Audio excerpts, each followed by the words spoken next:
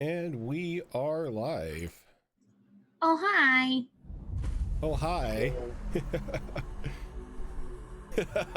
Raven, thank you for that 16-month resub. I blame the Blood Mage. I mean, that's probably a good notion to have. Mainly because of what the Blood Mage did last episode. I'm sorry as I rattle everyone's ears. I need caffeine. Not much I can do. How dare you? How dare, exactly. This is only the first offense against you guys tonight. But how you guys been? Fox, Zorro, I tortured you guys. Well, I don't know if I tortured you per se. No, not last really. night. You just made us sad. I seem to be an expert at that. I either invoke rage or sadness. It's true. And put an immense amount of pressure on all of us. Oh yeah. Yeah, no pressure. Yeah, there was definitely some pressure involved in last night's talkings when you guys met the Grove Mother. But I mean, it was good though. Something was gonna happen. That thing has like that I've been working on for a little bit. I'm like, you know what? It's either now or I have to wait till they make it to the Western continent, and who knows how many sessions that's gonna be. That's fair. So let's just make it now. Oh, Raven, how you been?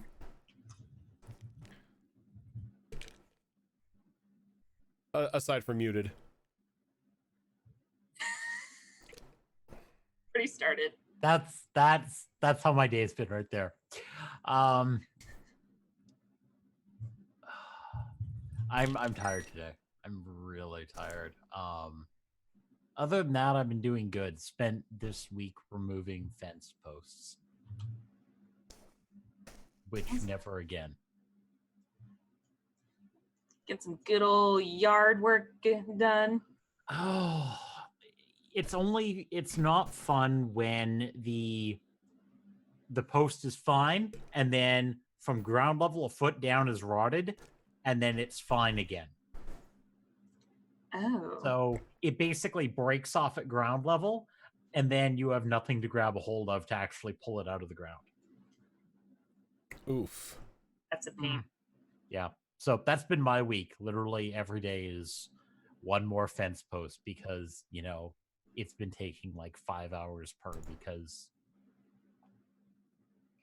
having to dig a hole. Whiskquill, no, the puppies have not died. The puppies are still alive and kicking. Oh yeah, no, they're still good. Though we still don't have character sheets for them, but they're not dead. No, because I have a feeling they're going to be temporary, Okay. so... No, they've lasted this long! Don't say that! We won't need character sheets for anyone after today's session. This is true. This is most definitely true. Winter. This is bad. This is bad. Shadow Fox, how you been? Oh, I've been pretty good. Just been doing the whole work thing. I'm dealing with a pretty high priority, high pressure project. So that's always fun. But aside from that, yeah, just been enjoying being in my own apartment. I mean, that is always a good feeling. Truth. Yep. Fox, Zora, you guys get up to anything new since yesterday? I got officially accepted for a permanent position at my job. So Congratulations. thank you.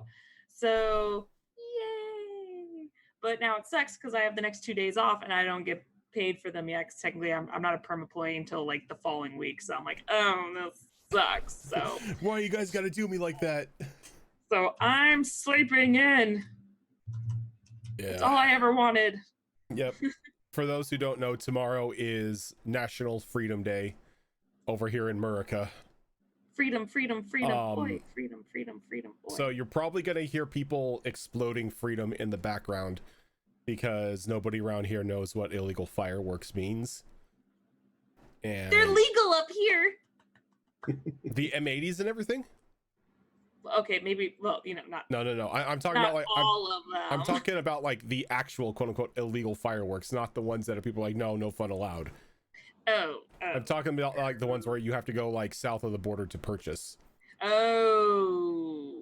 The good old celebrate your country by blowing up a small part of it. Yep. Sounds about right. Sounds legit. Terrify my sister's poor dog, who somebody was lighting off fireworks today. She opened my door, like I'm sitting down, she moves my chair to the side and crawls underneath my desk and just hides there shaking because of the fireworks. Oh. So we've given her drugs, that way she can at least rest for tonight. Oh, that's good. Yeah. Drugs are good. And we gave her melatonin. Apparently dogs could have melatonin and it works on her, so Yep. she is super relaxed right now. You can also get THC tablets for animals as well. One of my sister's friends offered to give the dog a couple of her special cookies. It's the doses. Well, That could be Yeah. exciting. She's a yeah, big that's dog, what I had so. to. That's what I had to do for Ogren for the plane, just as a precaution. Was I had to give him some melatonin, and he slept the whole way. Had to dope him up. Yep. Yeah, our dog is a drug addict right now. Nice. It was either that or have her, try to like dig through the ground trying to hide underneath the house, and we don't want that. So, last week, things happened. Yeah. Yeah, they did. Who wants to give the little rundown on how HB Fox ruined everything again? I think HB Fox should tell her tale.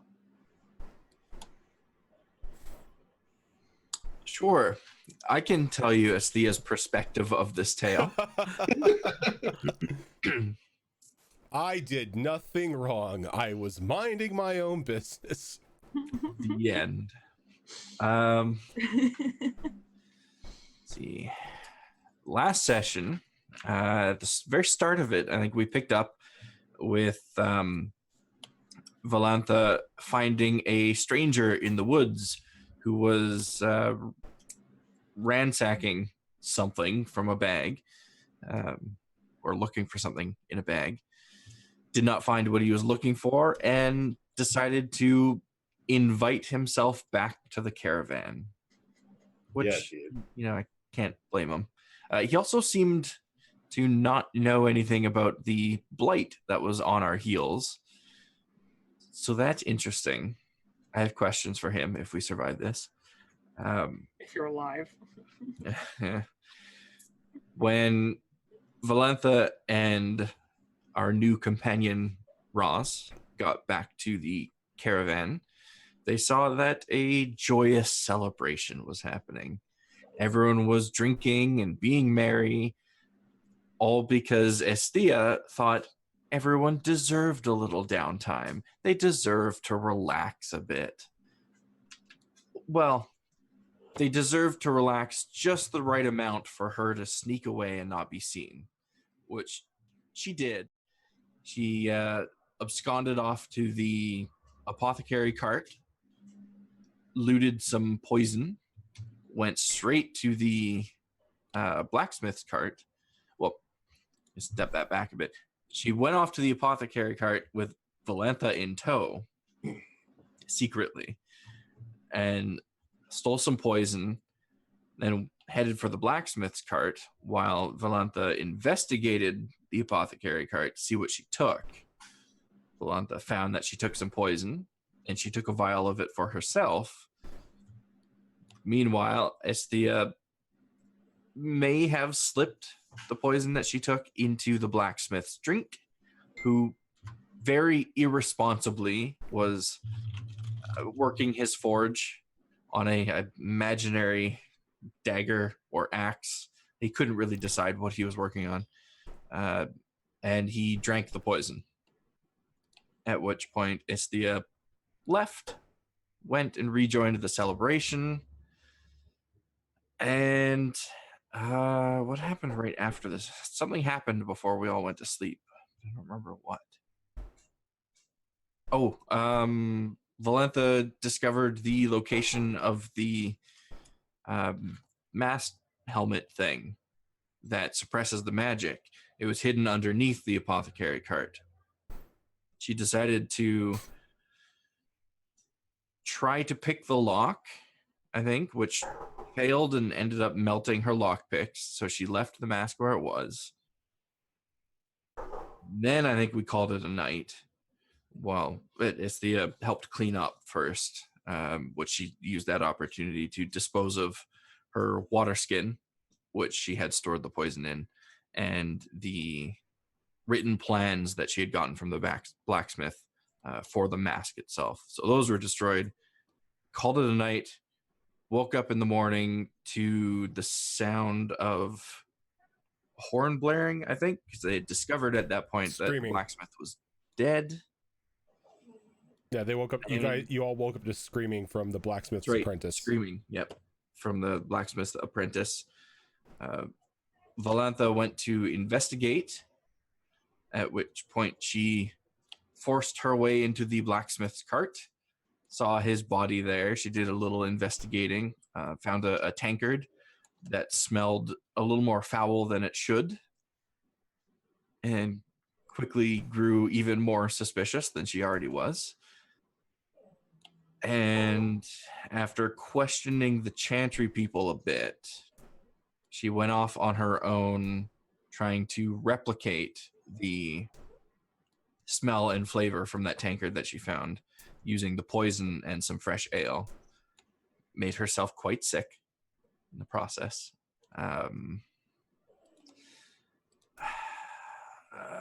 What happened after that? A sheriff was appointed. He did some questioning. Questioned Valentha, questioned Isthia. Didn't really get any straight answers from either of them. It didn't get any proof from either of them. And eventually ended up trying to arrest Valentha for it. At which point, I think the whole group kind of came together in that area, trying to figure out what the hell's going on. The whole group minus Isthia. Valentha was getting quite aggressive after they pinned it on her for being an elf, and you know how elves do with the poison and such. Isthia eventually wandered over. She wasn't really accused of it, but it was. They kind of said, "Well, for our own safety, we're going to put this mask on you." It didn't play well with her. She got angry. She clutched some red lyrium shards in her pocket. Mask blew up. Voice of a demon behind her. End of session. Sounds about right. All right, you can all hear me still, correct? Yes. Yep. Okay. Alrighty. So as we're opening up today, after Estia hears a voice in her head says, "I'll take that bet." The helmet, like everyone sees the helmet just forcefully erupt off of Estia and begin to like kind of drift and hover next to like over her shoulder for a moment. As a soft rumbling begins to happen, you can see corruption beginning to like spread out from the ground and like up onto like the legs and bodies of some of the caravan members that are around you as they begin to shriek in utter fear as they fall to the ground, like grasping their head, their eyes inking over in this pitch black ooze. And as this is happening, a rather beautiful looking woman appears to the left of Astia, now with the helmet hovering above her, hovering above her outstretched claw-like hand, her other hand resting on Astia's shoulder. And she's like, "Do not worry, my love. I will not let them touch you again." And then you just hear the like very rough grinding as everyone sees the helmet just crushed into just like this disfigured ball of metal and just thrown to the ground. As she just takes Astia's hand and begins to walk away. There's probably no resistance from Esthea. I feel like she'd have a fairly decent idea that this is a baddie from the Fade. Yeah, but like her words are like honey on your ears. Yeah. And as she says that, she looks back to the rest of the group and he's like, "No following." And as she says that, a shade slowly pulls up from the ground, cutting off between you and them. The shade's face, a disfigured visage of the recently deceased blacksmith. Do I have my equipment with me? I don't know, do you? I don't know. I mean, I guess I think- I'm right outside of the cart I was sleeping in, so if my equipment's jump in, jump out, I guess. Oh, Jesus. I'm gonna have to waste a round going in running after my shit.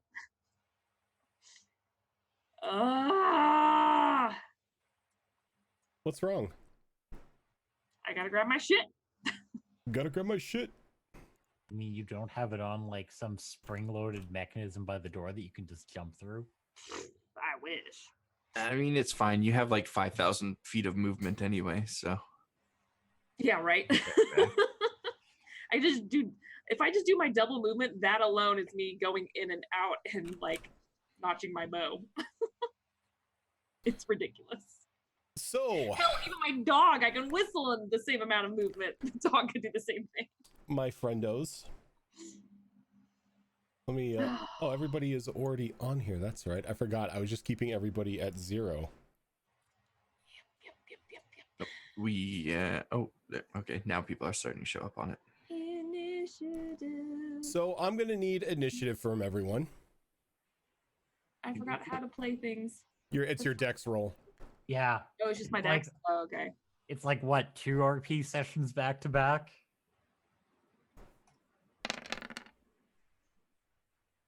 What is it? Ooh.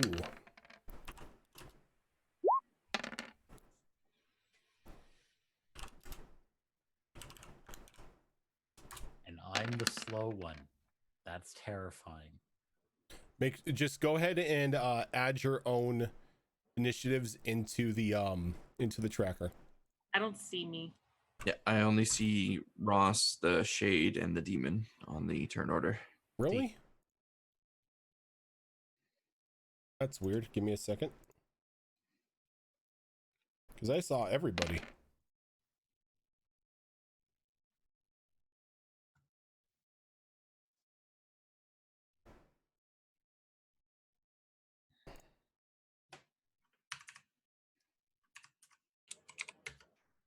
There we go. Okay. There you go. Right.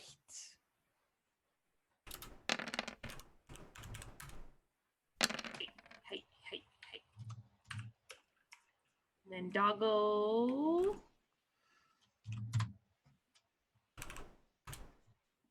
I'm working on that. I've got... What? We're still at level 2? Oh, jeez. Yeah, you're at level 2. It's a bit rough.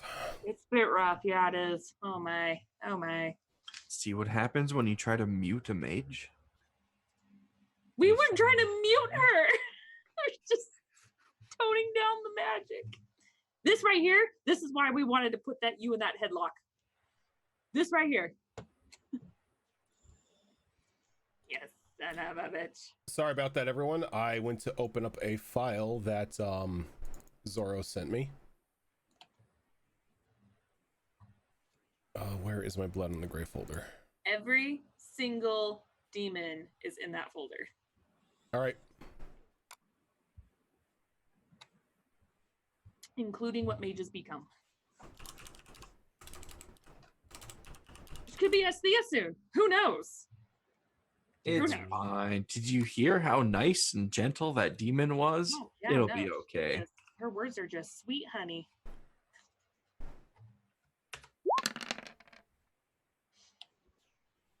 I actually really do like their voices in the game.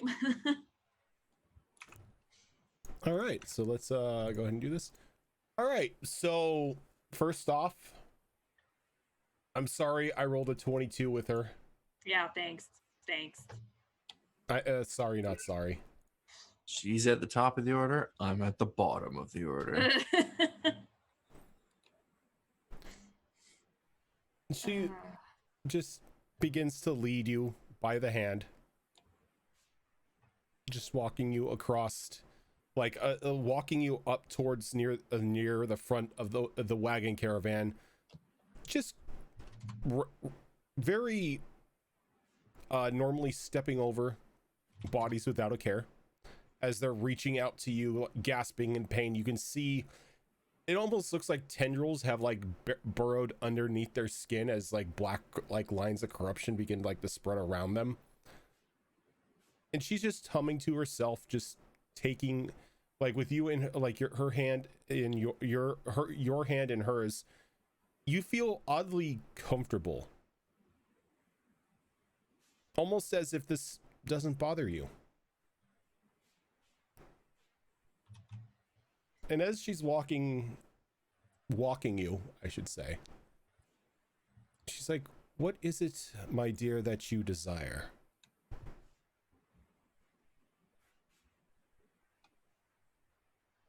I wish for people to recognize me for how powerful I am. It is a shame that they don't already, because you are already magnificently powerful. And they should respect that power. Indeed, they should. And like she's like, "Come with me, and I will make sure you are given the respect and admiration one such as you deserves." Lead the way. Okay. And you see her just like wave her hand, and a small like rift, like a small tear of light appears in front of you, and she's like, "After you." Valenta. Do I recognize what that is at all? Seeing it? Yeah. But part of you really doesn't care, because you see it you see it on the other side. It's a grand ballroom of Tevinter. Okay. Valenta. I'm gonna run into the cart and grab my shit and come back out. You don't have to. It was brought out of the cart due to the investigation. Remember? Oh, thank God. Okay, I'm just gonna grab it then. Okay. Does that count as my action? No. Oh, thank God. Grabbing your Okay. stuff is pretty much like the equivalent of a minor action. Oh, thank God. Okay, I am shooting this bitch. And there's just no words, just seething anger and frustration. Okay. I saw you ping up here. Which bitch are you referring to? That's fair. That's fair. That's a good question. I'm gonna move it off to the side so you can see it a little more clearly.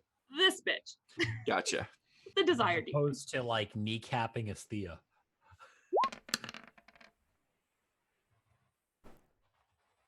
Let's see, what is that?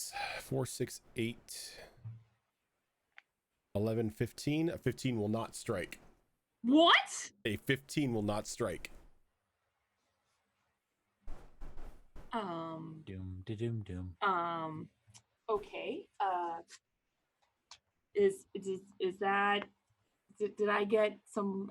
Did I get a doubles right there? Yeah, you did. You got 2 stunt points, Mm-hmm. Mm-hmm. but you didn't hit. It's very true. It's very true.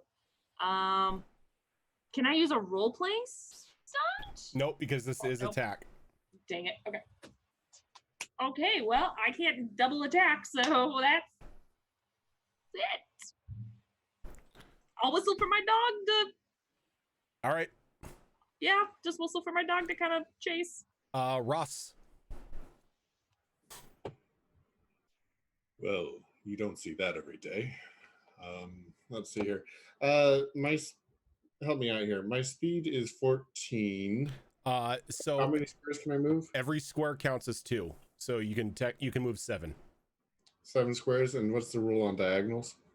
As long as it's within like 1 square of you, it counts as 1 square. Okay. So like if you were to jump diagonal, that'd be 1. Okay.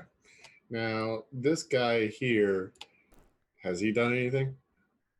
Not yet, but it looks like he's going to. All right. What does it look like he's going to do? Attack random innocent people, or like? At the moment, it looks like it's seething with rage, and it's trying to select between the 3 of you which one it wants to tear apart first. I'm going to make that decision real easy for it. I'm gonna run away.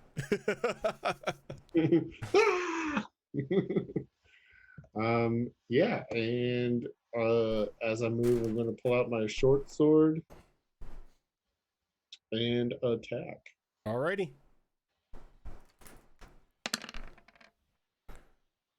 Let's see here. 18. An What's that? 18.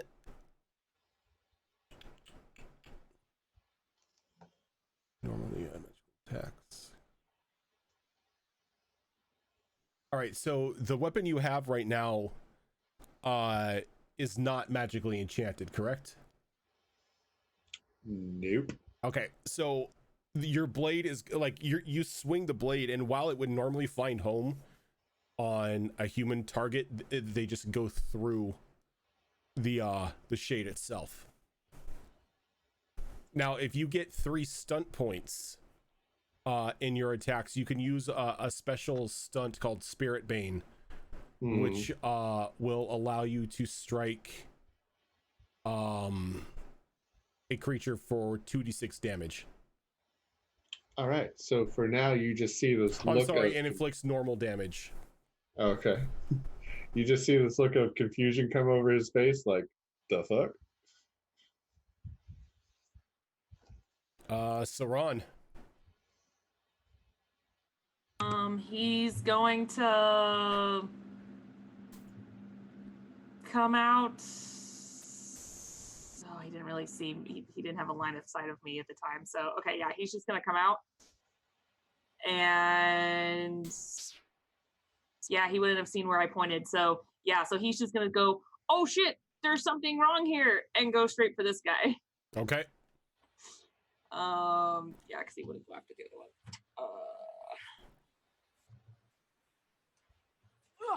Okay, so not D20s. I need you. It's a 5. Okay. Roll big, buddy. Roll big. Oof. 14 will not hit. Yeah. Dog leaps forward trying to bite it, and his jaws go just pass right through the shade. Yep. The shade itself, not really liking the fact that somebody just tried to stab it, is going to lunge towards our buddy Ross here.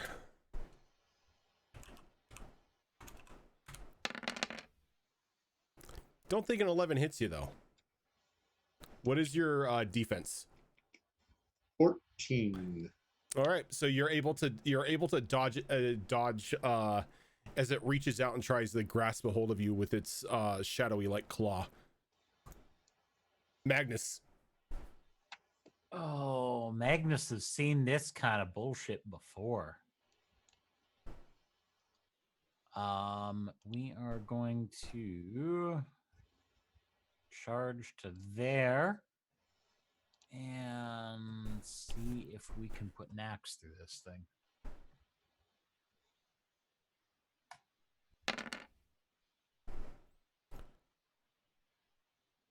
Is your axe enchanted at all? Nope, I was Nope. hoping for the number. Again, normal person axe would have found home, but it just passes right through it. Prim and proper doggo. Prim and proper doggo steps out of the cart and kind of looks off in Estia's direction and whimpers a little bit, not really knowing what to do. All right, he doesn't know if he should sit or if not. Yep. Steinbeck. Steinbeck heard the call and has seen both dogs go around the edge of the cart. So, what would they be? 2 more 6. Yeah. Steinbeck is going to go there, following the line that he saw other doggo run.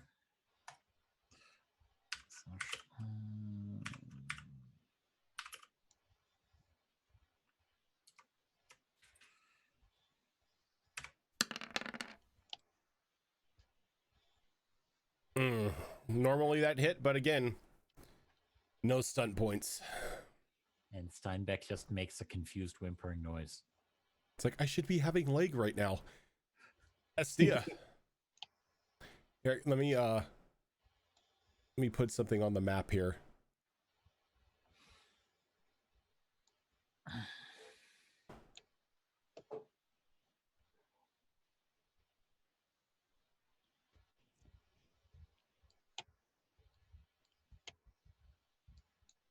There you go. For all your portal concerns. So she led me to this thing. She said, after you, and kind of motioned to it. And I feel like I should step into it. Is that what's going on in this crazy mind of mine right now? I will allow you to make a check here. It's gonna be it's gonna be a self-discipline willpower focus. I can do willpower. I have pretty good willpower.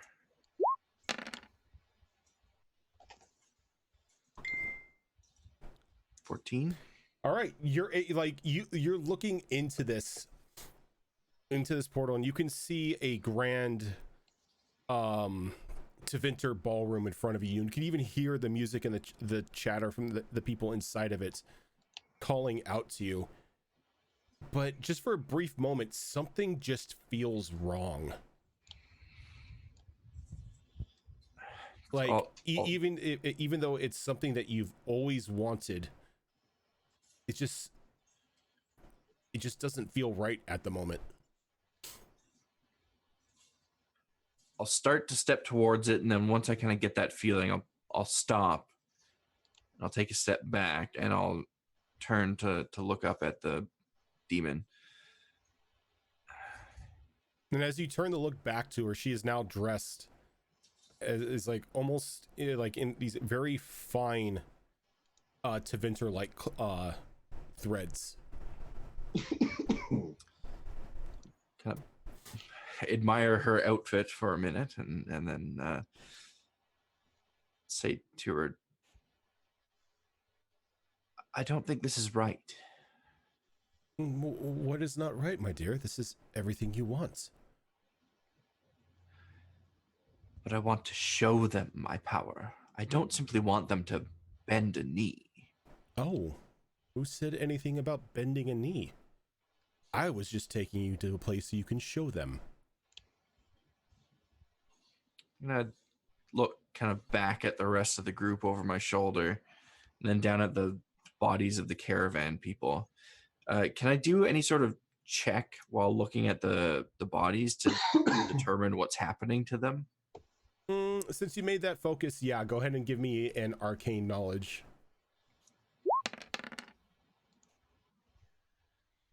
They're slowly being devoured from the inside out. Oh, okay. Well, I think I've used both my available actions at this point, so gross. I guess that's my turn.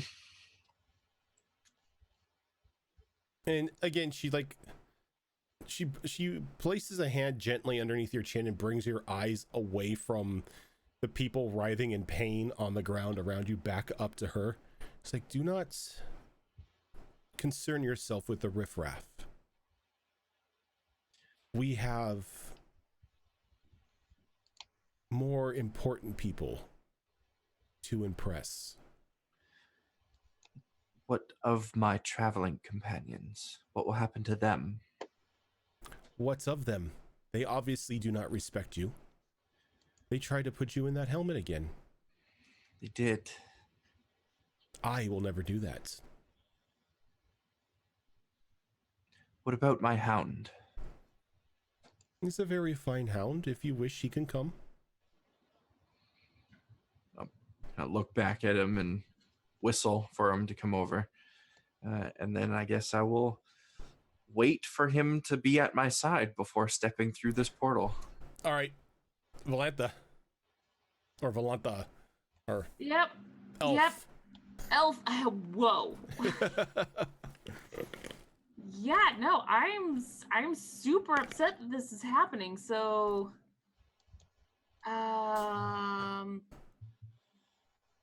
give me a second. Let me see here.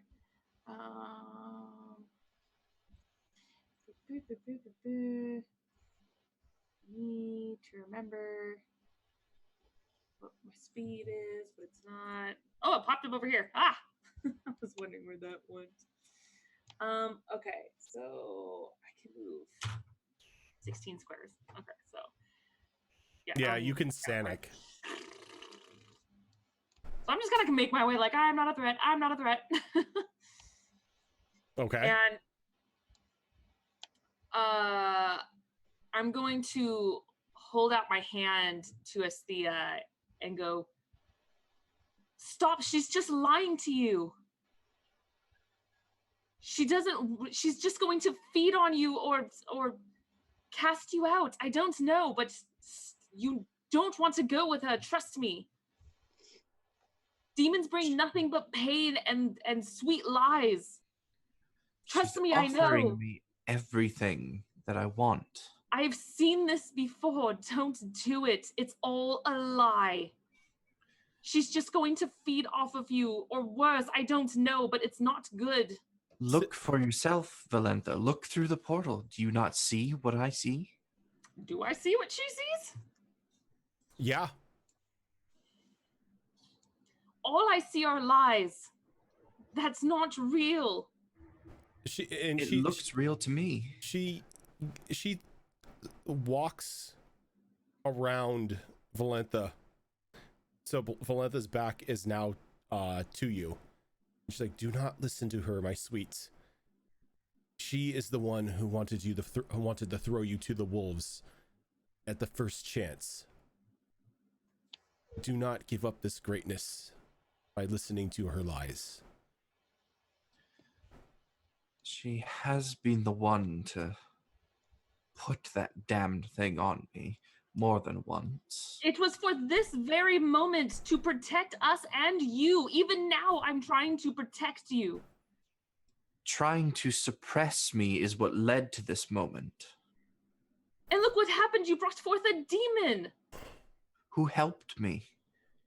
Helping you get away so she can help herself. Wasn't trying to protect you the excuse your father would use to deny you from greatness? Ooh. It is. Aren't And now you tired of their protection? I will show everyone here, and I will show my damned father just how powerful I've become. I'm not your goddamn father. You're acting just like him, and that is enough. Well, I am sorry if you feel that way. But I am telling you right now, Nothing good will come from this, and you will not get your way. You will think so as your body and mind withers away. It's not real. Then what do you propose I do? Fight it. Deny her. The first step is to deny her, and I will help you. Better yet, She has taken no action against me. and she cups your cheek for a moment.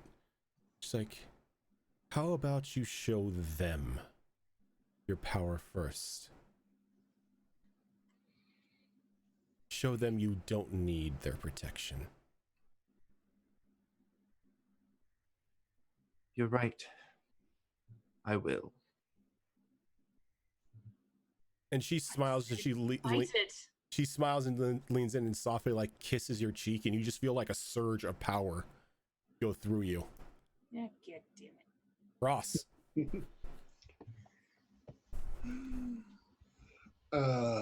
Let's see here.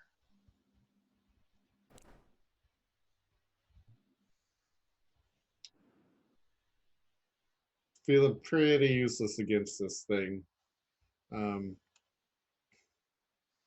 I'll turn to is asking a question like a free action? Yeah, it's pretty much, yeah, conversation is a free action. Okay. Magnus, how do we deal with this? Because I don't know why I'm not hitting.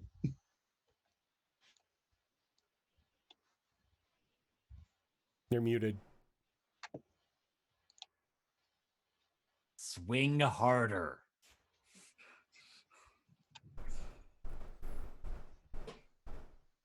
All right.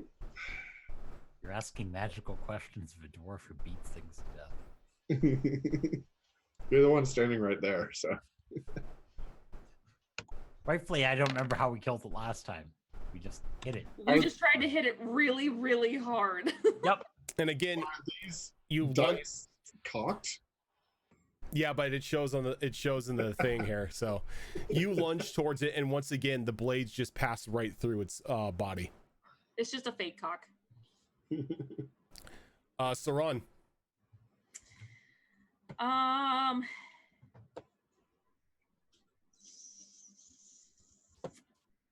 didn't command him last time. Yeah. Damn it. Okay, yeah, so he's gonna keep nom nomming. Hit hard. Normally, again, it would hit, but not this time. Darn it. He's very Know frustrated. exactly Right what now. we're digging for here. He's very frustrated. I have enchanted weapons too. I just need to hit the damn AC. All right. Yeah, you have enchanted weapons, but Saran doesn't. Yeah, I'm gonna need to have like enchanted plated teeth or something. Your dog does not Dog need gauntlets. like gold teeth. Dog gauntlets. All right, so this time it reaches out and like it runs its claws across Ross's chest, just like cutting into his flesh. And you are gonna take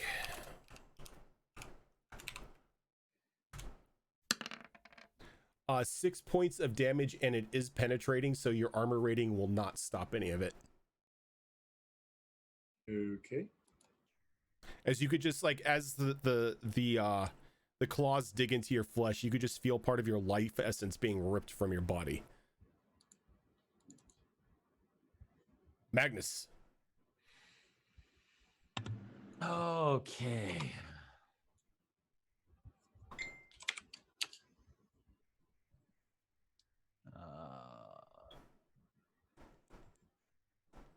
We're going to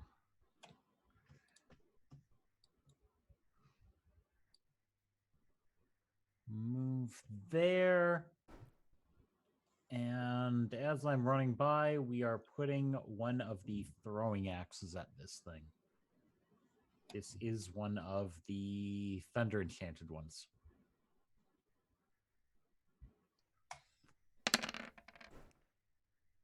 Oh, damn. All right, you also get one stunt point there.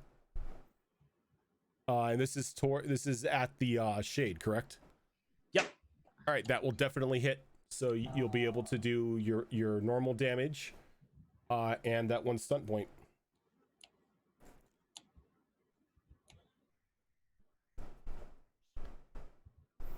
One stun point. Bloody hell.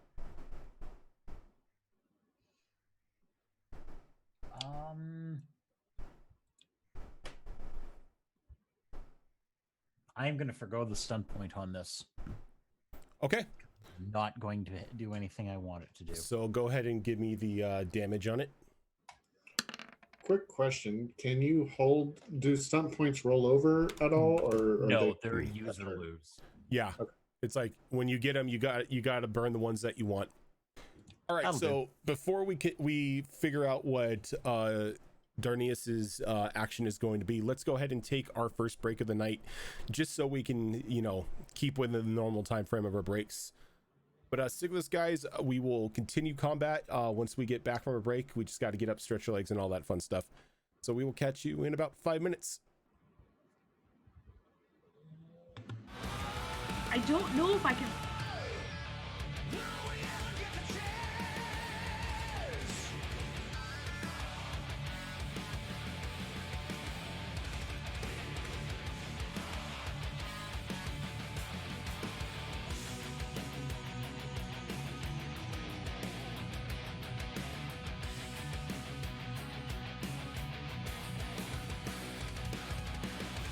Will we ever get the chance to show them?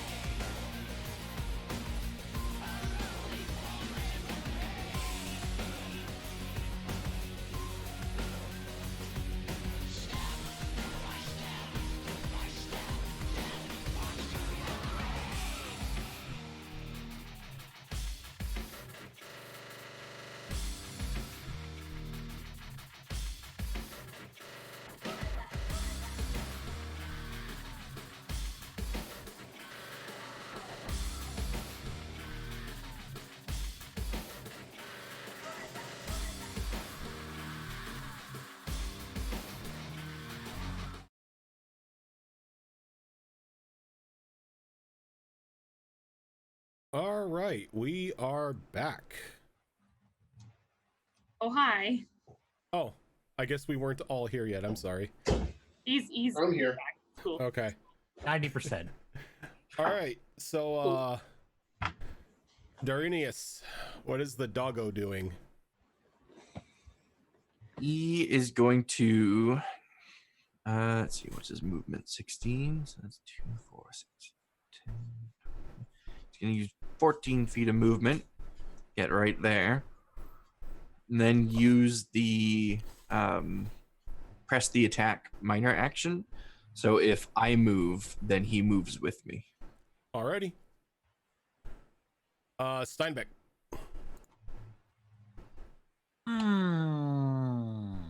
Steinbeck wants ghosty legs. If he has any.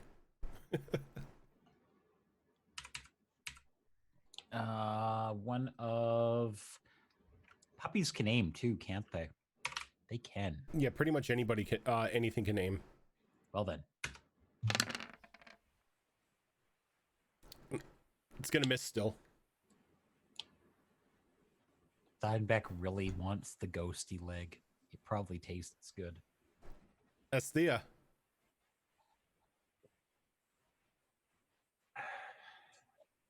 Well, I'm convinced to show everyone my power. However, it's hard to show them my power if they're dead. So in a demonstration of power, I am going to turn to the thing that they have consistently failed to even touch. And I'm going to attempt to obliterate it, the shade, with an arcane lance. All right. That actually made sense. Yeah, that was like crazy enough to make sense. And you have 2 stunt points. All right, so let's see. 2 stunt points. We are going to add Mighty Spell onto that, so it will be an extra d6 of damage. Okay. So there's the regular damage plus 3.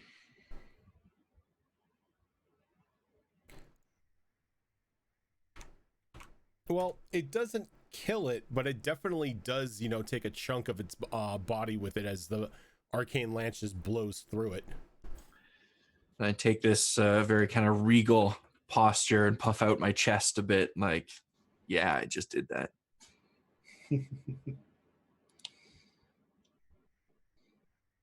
She smiles, and she's like, "Well done. Now, if you excuse me, I've been insulted, and I need to uphold my own honor." Of course.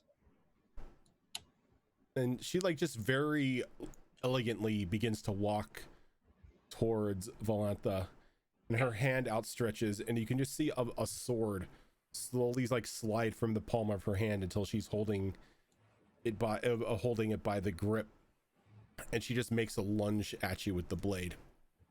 Have it, bro. I need to double check my armor class. Nope. Are you kidding me? I'm not kidding you. No. 3d6 plus 6, and I roll a 1, 2, and 3. Oh. I was like, no, I'm not kidding you, really. All right, so you're able to step away from the thrust, and as it comes closer to you, you could see that it's kind of dripping with this black corruption on the tip. Kind of glare at her as I dodge. I was like, Ew.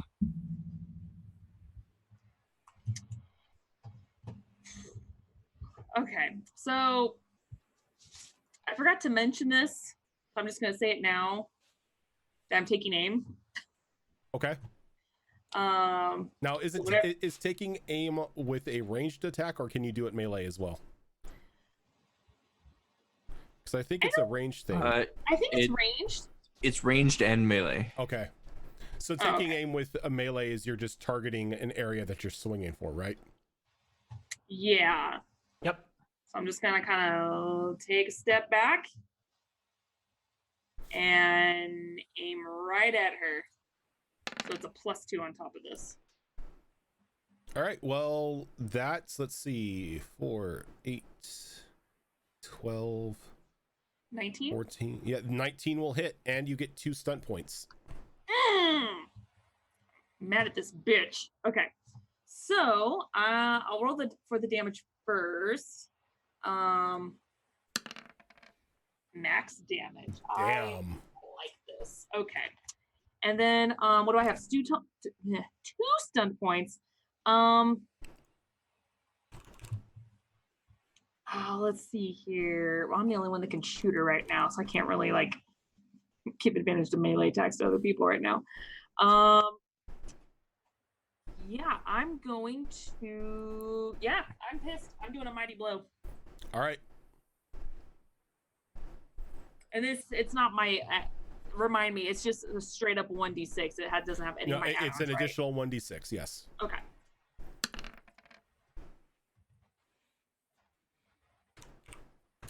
All right, so your arrow flies and it just like hits her right in the stomach.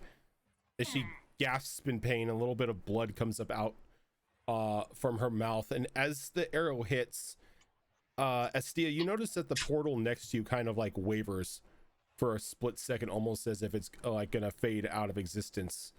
But as the desire demon grits her teeth and she stands back up again, the portal becomes stable once again. Ross. Can I bonus action whistle and kind of like motion Sauron, like, hey, over here? Mm-hmm. Okay. All right. Well, I guess I'm going to just keep going at this one. Alrighty. Eventually, he'll figure out how it works. Not this time. Nope. Definitely not. What if I do it this way? Sauron. You're not really showing a great first impression with your fighting skills. I mean, how many times did you guys whiff against one of those things? So that's the And point. I learned right away, oh shit, priority, enchant this shit, because I am not going through that again. Yeah, I should talk to the blacksmith about that when we're done. I mean, Oh. Right. So Sauron can move just as fast as me, so he's gonna be like, borf, borf, borf, borf. Borf, borf. And he's gonna go ahead and try to keep swinging at her. Oh, 13 ain't gonna hit her though. nope, I'm just hoping for a high roll at this point. So, I mean, that's all I'm doing with the dog. So, All right. yep, borf, borf. What did I just do? I like it. Borf, borf.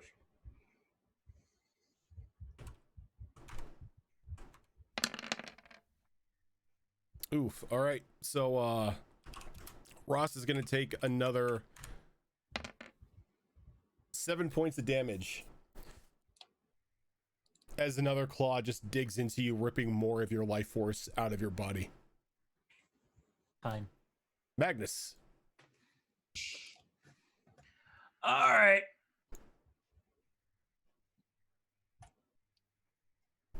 Charge her with the great axe. Did you just peace out and go like, you got this, bro? Cool. Yeah, pretty much. He's got this. He's capable, right? Yeah. It's a learning experience, right?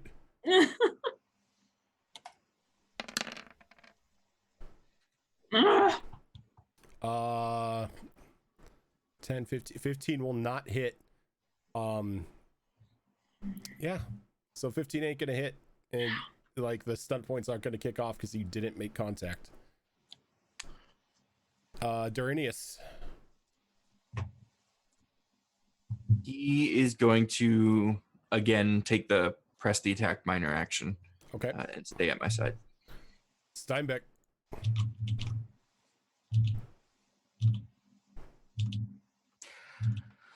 Oh, Doggo really Steinbeck wants is some a shadow legs. determined dog. You can do it, buddy. He's going to just slide over a little bit.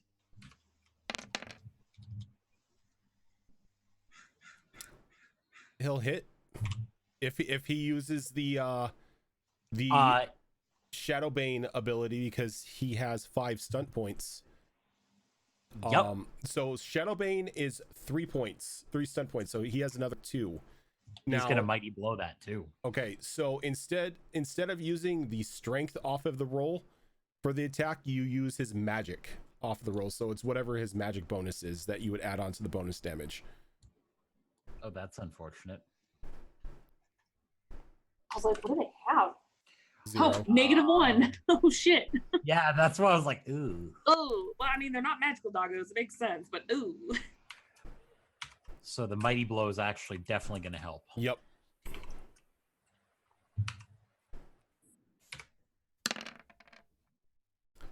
Eight points of damage. Yep. As he finally gets his shadow legs, as he rips one off, and the shade howls in pain as it just fades off from existence. Steinbeck wags his tail furiously. A pair of keys falls down where the shade once was laying. Estia, as you stand there and you're watching your friends gang up on your friend, she like looks back at you, a little bit of worry in her eyes, as she calls out to you and says, "If they kill me, our path home is cut off. Help me." How badly hurt does she look?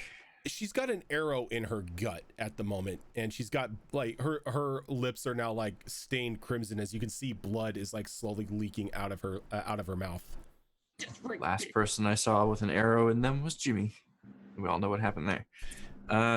First of all, that was in his arm, and it just It was happened still to hit in something. him. That didn't Yeah, hit something. Didn't you heal Jimmy? I fixed We Jimmy. keep bringing up Jimmy like it's gonna change anything. We're just blaming in circles.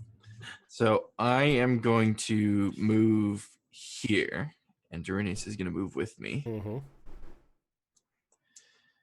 And as my major action, I am going to try to heal the demon. Okay. Oh, The boy. target number on this is 10. That'll hit. Or that will hit the target number. And And I you get am 3 going stunt points as well. Oh, that's right, I do. Those stunts. 3 stunt points. Perfect. I am going to use skillful casting to Okay. reduce the mana cost of this by 1. I'm going to spend 3 mana points to give her 3d6 health. Okay. So she is going to recover 8 points. And then with the rest of my actions, if you'll allow it, I want to, or if she won't resist it, I guess I should say, I want to try and grab her by the arm and pull her back towards the portal in an effort to push her through it. Okay. I want to save her.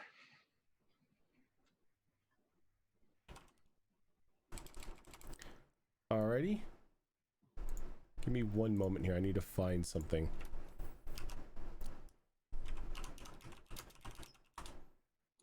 And since Duranius was basically holding his action next to me, if he can help me do that, I would like to have him help me do that. Okay. What page are your spells on, by the way? My spells Yes. in the book. In the player's book, yeah. That is a good question. Should be in the player's guide from set 1, or the ones that I have access to right now. On page something.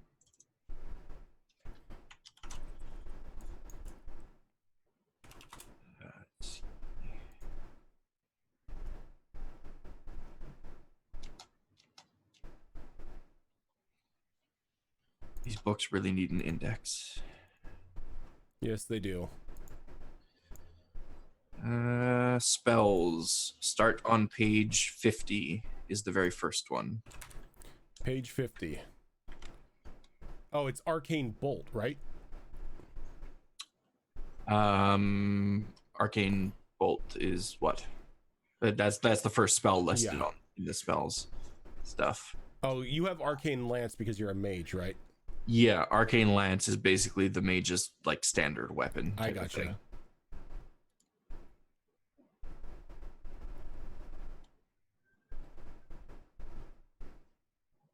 gotcha. Interesting.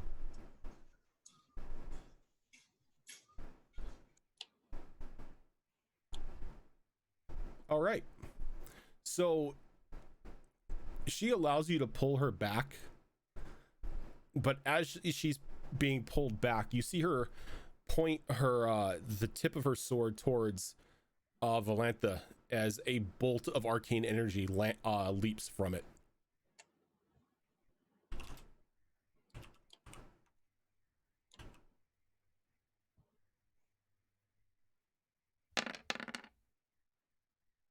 Okay, so it beats the target number. Wait, so it hits even though it doesn't hit my armor class? Yep, because it is a target number she has to cast. But you can give me an acrobatics dexterity test. Okay. All right, so your you are strong enough to not take the full damage here. Woo! You're able to dodge it a little bit.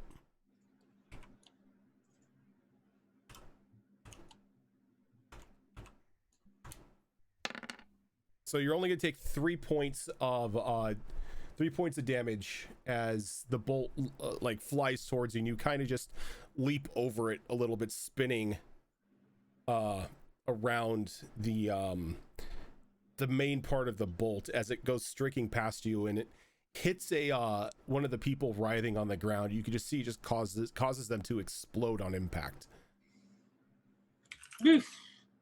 So, did she allow me to pull her all the way back to the portal, or just the, I guess, 2 yards technically back?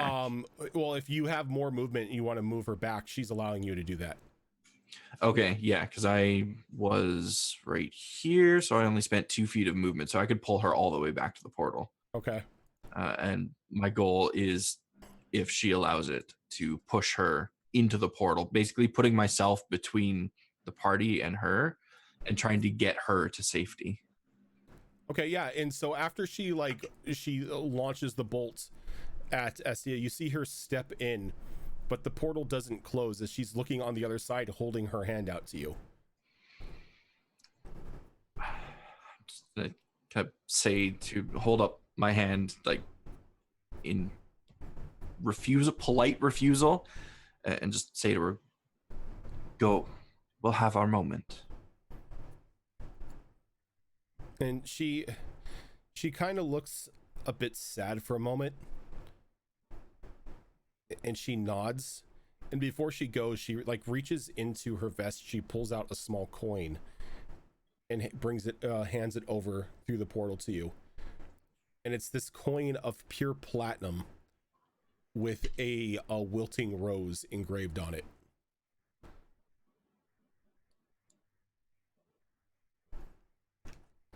I will take it and kind of clutch it to my chest and just stand there watching her. As she kind of looks away, and you can see a tear running down her cheek, the portal closes, and as soon as it closes with a snap, every one of the carts in the wagon train catch fire.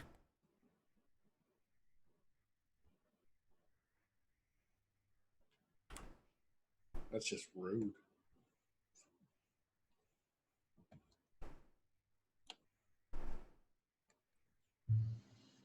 I feel a scolding coming on, so I'm gonna run to the cart in the front because half my shit is still in there. Oh no. There is no running to the cart. Like when I say they're on fire, they're already engulfed in flame. It's not like that little tiny fire that's spreading. It's like, no, just all of a sudden everyone of them had a gas fire. All my books and clothes were in there. Gonna slowly turn around to look at the party. Magnus was in the middle of about to do something in all this. What are you Are gonna we do, still Magnus? around? No, combat's technically done. Sweet. Not technically yet. Oh wait, hold on. Magnus wants to do something that would technically be in combat, so let's Yep. let Magnus do it. Magnus is going to flat of the axe upside Esthea's head, screaming, "You absolute fool of a mage!" I knew that was coming. I just knew it. Oh, good, because I was going to tackle on top of her and stab her hand with my holy knife again. Jesus. Yeah, I'm I pissed. should have gone with the demon. Yeah, Womp is apparently. pissed. So I think that's gonna hit Esthea. What is that? That is 14. 14. That will hit. And that's with 4 stunt points as well. You're not gonna like this. It's with 4 stunt points as well, Magnus. I know. Ever like it when someone takes the flat of an axe to the side of my head? It's never fun. So that's 2 stacks of mighty blow. Oof. Oh, Okay. No, wait, you can't double stack. Can't I? No, you can't double stack stunts. Hmm. You can only use the stunt once. Okay, it's gonna be a dual strike then. Skip Okay. that. Hmm. So there's the damage on the first one. So 19. Is it 19 or 20? It's 19. All right. 9. So what does an 11 hit you, Estia? An 11 does not hit me right now. That's Okay. a good thing. So you're gonna take 19 points of damage as Magnus just flat blades the back of your skull Dear God, you almost one-shot me. with his axe. And like you're kind of like you have your bell rung for a moment to where you're going a little cross-eyed from it. So Valentha, if you're going to try to tackle her, you're gonna get a +2 on your roll because she's off balance.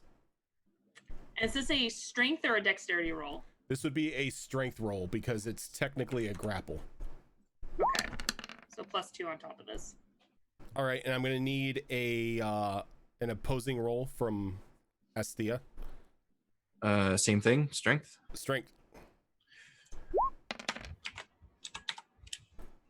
12, Or if I have 14. 14. All right, so Valentha, you're able to like, instead of like flying tackle, you go in and you grab her by the legs and you just bring them out from underneath her, so she just thuds to the ground with you on top of her.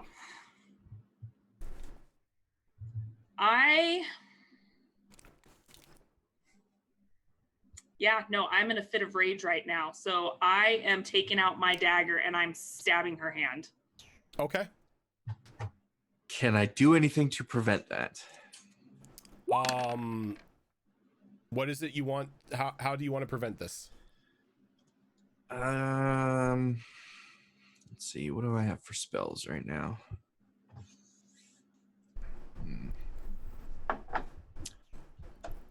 I want to just try to heal myself. It's not going to prevent the attack, but it'll hopefully stop me from dying. I'm gonna say within, like, due to like having your bell rung and what's going on, the target number is gonna be 15 to try to heal yourself. I will take that chance.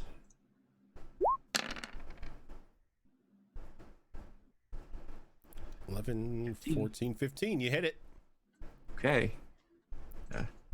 Spend 3 mana to take 3d6 because I need it. Dear God, I need it. All right, so you're gonna get 12. Also, when you guys take damage, make sure to modify the damage inside of the inside of your little character circle thing, so it modifies the HP bar. You only get 2 health back. Yep. So you bring your hand up to heal yourself, and as you feel the calm wash over you from like your wounds being healed, you see a blade pierce the back of your hand. Oh man, that was the other hand too. Shit. And then I'm gonna do one more while I have her kind of pinned down. Well, what is Ross doing in this situation as all of this is happening? I think he said he was gonna save me. No.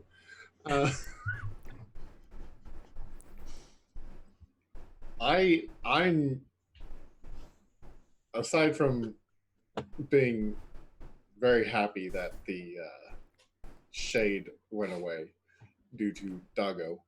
I'm gonna turn around in complete shock at all this going on, and I guess just watch and laugh. Okay. And what's up? As a reaction to being stabbed that first time, can Dorinius do something? I was just about to say that as she pulls the knife back and goes for a second stab, Dorinius kind of stands over you and like just like right face to face with Valantha, kind of growling at her. Yeah, exactly what I was gonna have him do too. Like you could see like the back ridge of his neck up in like a mohawk. And I'm looking him straight back in the eyes, no fear, just still straight up anger. And she's gonna say, "Oh, don't worry. I'm not gonna kill your master," and knock her out with the hilt of my blade. All right, so the moment you go ahead that you go to make a violent action against her, Dorinius can roll an attack. Okay. Is there anything he can do just to prevent the attack rather than actually directly attacking Valentha? Biter. Can he bite without doing damage? No. Because right now your life is technically in danger. That's fair. I mean, he just saw That's you get fairly- clocked against the back of the head with the flat blade of an axe, and then this crazy elf just started stabbing your hands. So It's not the first time either. Not the first time we've been in this situation. That's very true. Okay, yeah. He will then try to bite with the intent of stopping the attack.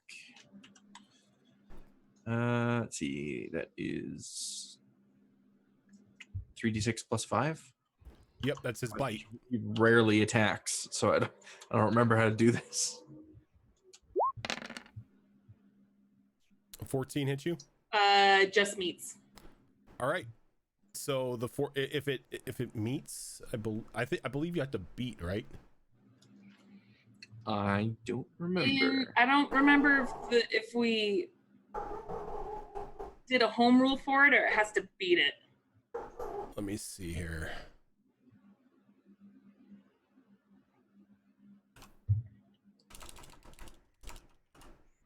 We rarely meet it, so you know, we either go really low or really high.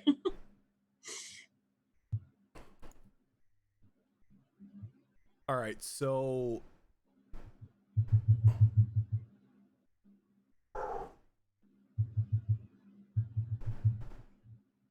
I mean, I'll take it either way.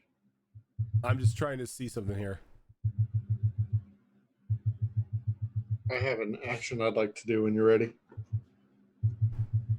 So I'm still gonna clonk her out, regardless if this dog hits me or not. One of us is going to knock her out. Yeah. I think I'm next up on the order for doing that. It doesn't really. Yeah, so like, yep. So it would hit. It would So- hit? Okay. Yeah. So go ahead and roll the damage. What is that? 1d6 plus 4.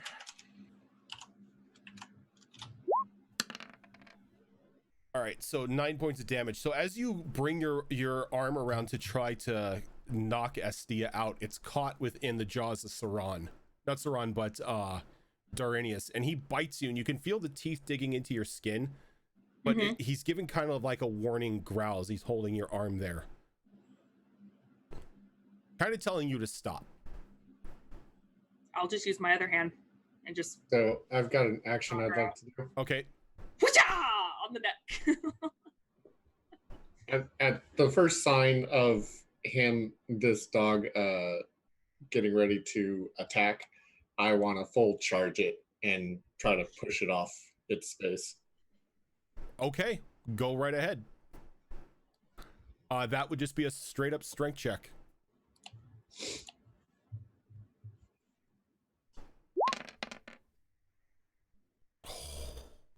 Oh shit! Sign of the demon, brah. He got you. He got you. So I'm gonna say with Ouch. that, the you see like standing over, you hear Duranius catch Valantha's arm in his teeth, stopping the blow. But all of a sudden, your dog catches air as Ross comes in and just full on shoulder checks the dog to the point to where you hear the cracking of bone as he's sent flying. Kill my dog. This is war. So you can go ahead and give me 2d6 plus your strength for that. That's a beast hit. Holy shit. Where is the... Where's the dice thing to just roll 2? Remember it's when you see your weapons where it says the damage and it's got the little die. You want to click that. But he's not clicking the damage for that. He's just rolling just basic 2d6 damage, or 2d6 plus his strength. Ooh. /r space 2d6. On the left hand side of roll 20, there's where it's got the little like menu bars, the dice. So 10 plus 2, so 12. All right, so he's gonna that almost halves his HP. Actually, halves his HP. So I rolled 3 6s on that. Do I get stunt points? Get 6. I get 6 stunt points. What can I do with that? I gave you the. What I'm going to go right? for. This is going to be an attack stunt points. So, I mean, for So fun, you look at the list I gave you. Yeah. I would like to make a. Is it possible for me to use stunt points to make a non-lethal attack against Asthea to knock her out in the same go? you can make a secondary attack. Yeah, With lightning attack. lightning It's attack. just 3 points. So you still, since So you have 3. 6, you could use 3 to do lightning attack. And then if you really wanted to, why am I even saying this? You could spend 2 and do mighty blow and do even more damage to me. Because you're helping a newbie. But I want to make it clear. It's all It's non-lethal. non-lethal. kind It's of thing. all non-lethal. Okay. So Thea's used to this non-lethal stuff. It's fun. You know, I kind of am. Seems after So every it'll encounter be- that we have, So you roll it. You roll in it. immediately followed by You're beating going. me up.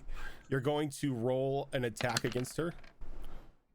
light blades. Jesus. All right, go ahead and roll your damage. Holy shit snacks. Go ahead and roll your damage plus the additional 1d6. So you can click the light blades this time, Good thing you only get stun points once per turn. and then add 1d6. So Seriously. roll another d6.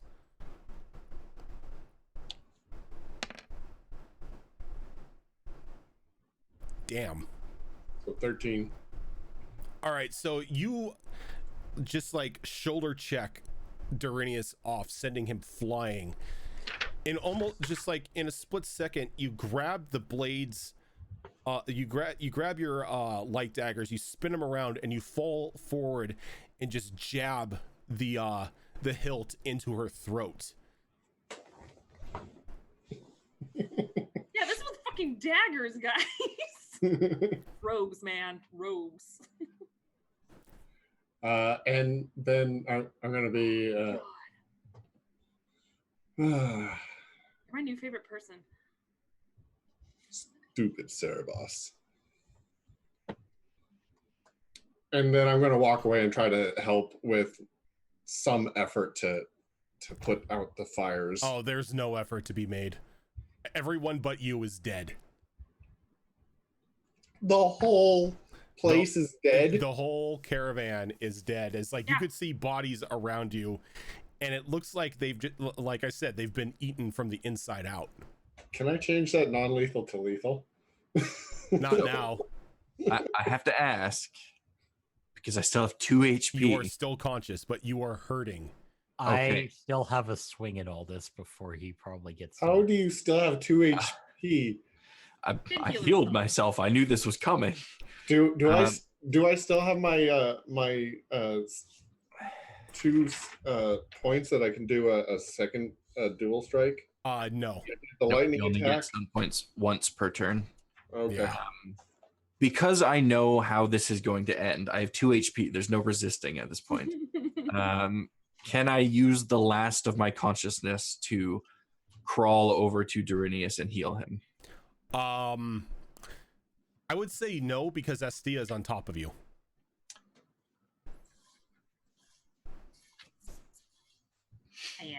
I am. Okay. You're giving me the Oh, finger. no. I'm giving you 2 fingers. Aw, I cast I'm double so good bird. at it too. If only heal wasn't a touch spell. So I cast I dual cast summon. since I initiated this and we've done a full cycle, Mm-hmm. I have another gift for Estia. I'm holding my hand over my face, so at least you don't mess up my face. You know what's coming, right? I know it's coming. Just, like, make it the back of the head or something. That'll hit. And this is the hilt of the axe across the side of the head. Non-lethal, right? Yep. Holy shit. God. Jeez. I did it Okay. with Jimmy, but my non-lethal apparently was Are lethal. you sure you want it to be non-lethal considering everyone's dead? So there's just a very loud crack as everything goes white for a moment. Estia, and you pass out. This isn't the first time I've done this. Yeah, non-lethal. So let's go ahead and take our next break here. I think it's a good place to leave off, and then when we come back, we'll find out what the hell you all are going to do now with an unconscious mage and a now burning deceased wagon caravan. Did any of the horses at least run away when it exploded? The horses are now fire. Oh, yay. That's a lot of glue. Free meat. That's some charred meat right there. But yeah, guys, stick with us. We are gonna go take a quick break, but before we do, if you guys want to help us out here, hit that retweet button. Let everyone know that we are currently live. Yes, that is the right one. Okay, I always have to check to make sure because the bot sometimes doesn't save the right tweet. But yeah, That's true. let people know we're live with this if you're enjoying the show, and we will catch you guys in about 5 minutes.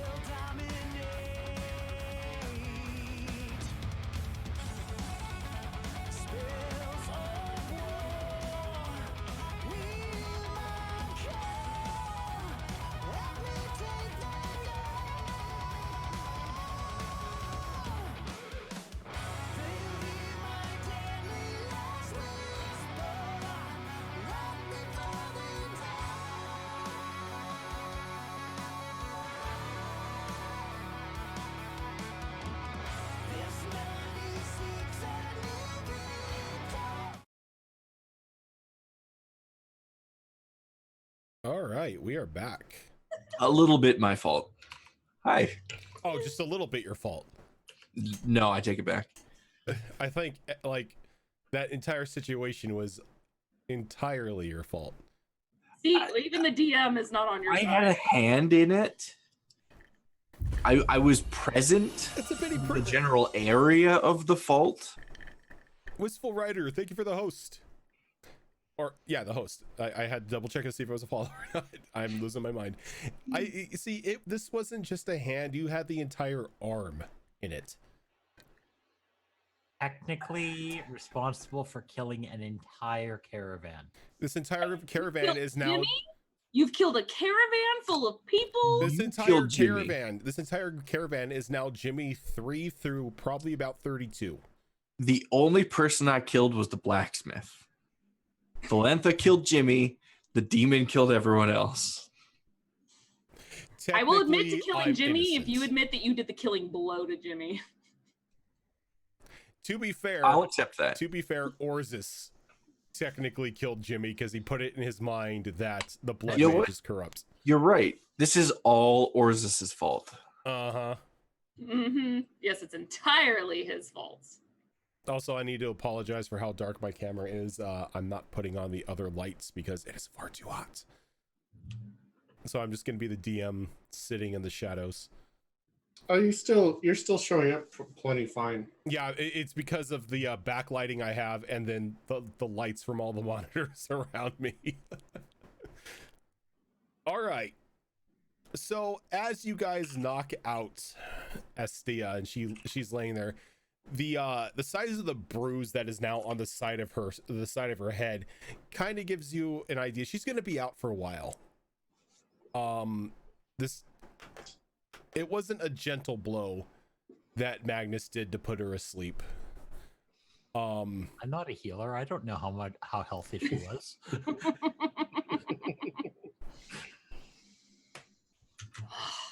But Sorry, but you now have about 32 dead bodies around you, all like just seeping with this black corruption that seems to be eating them from the inside out. A row of 11 burning carts, one injured dog, and a knocked out blood mage. What are you doing? I by the am way, going to by go the over way, and grab those keys. it's also night, I should tell you. oh, good to So know. we're just Of course. a giant beacon now. Yeah. I don't want to be bacon. We're Mm, gonna go over and grab those keys that fell from the shade. All right. It's a key ring. There are 3 keys on it. 3 very heavy iron keys. I'm guessing there's no chance that I recognize these. Well, you know that the shade that you just killed was reminiscent of the blacksmith. They were from boxes that were in the caravan. Yep. And the blacksmith's cart is not wood. The blacksmith's cart is pure iron. Is it on fire? Nope. It's the only one out of the caravan that is not on fire because it can't catch fire. The horses that were pulling it are on fire, and like the undercarriage that's made of wood is on fire, but the wagon itself is untouched. It may be a little hot because it's now an oven, but more or less it's not in any bad condition. I'm going to roll Esthea's body over, and I'm just going to punch her in the face. Yeah. I have Yeah, to say, no. I will say, if you punch her in the face while she is unconscious, it does Holy count crap. as lethal damage. Because it counts as a killing blow. Okay, fine. So if you were to punch her in the face, you would kill her. I'm just gonna do the thing then where since I still have the knife in my hand, I'm just gonna kind of stab it really hard next to her face, not hitting her, just kind of that hole I want to, but you stupid bitch. Don't know what you've done. And I'm gonna start searching for that coin. You I didn't hear see you, the coin. Belinda. I didn't. I thought she did it in front of me. I was Nope. like right there. Nope, you were back. She did it after she like reached back through the portal and gave Esthea something, but the only one who saw what it was Esthea. Okay. That's true, I guess, because I had my back to everyone at that Yep. point. Okay. Well, I'm gonna do my backup plan, and I'm just gonna take all the items off her body anyway. Just take her whatever she has on her, her bag, her gauntlet, everything. I'm just taking all that stuff off of her right now. So just so Rojan is aware, the coin is in the same place that I put the amulet, which I DM'd you like 2 weeks ago. So you can take all my stuff. DM me but- again to remind me. Okay. He's like, "Oh yes, that place. Where Look, was it again?" Look, That I don't want to scroll through 2 weeks worth of DMs. So Well, I have to because I have to remember what I said. oh, I see. You were just telling me it's in the same spot and you yourself don't remember. Okay, yeah, there it is. Yep, and I'm just taking everything off her. Okay, I'm glad I sent that to the right person. That would be super awkward if I sent it to the wrong person. Okay. I'm gonna start walking away and just in silence and I'm just seething in anger right now, and I am just trying to get my mind off of it by having Strawn just kind of follow me while I just search for anything that once the fire dies down, obviously I'm gonna just start It's searching. gonna take some time for the fire to die down. In the meantime, which is the blacksmith's cart?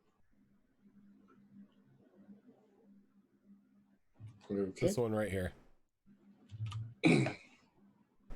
I will move over to it. And is the door in the back or the front? The door's in the probably. back, but like even though it's not on fire, you can feel the heat emanating off this thing, kind of letting you know it's probably not a good idea to touch it at this point in time.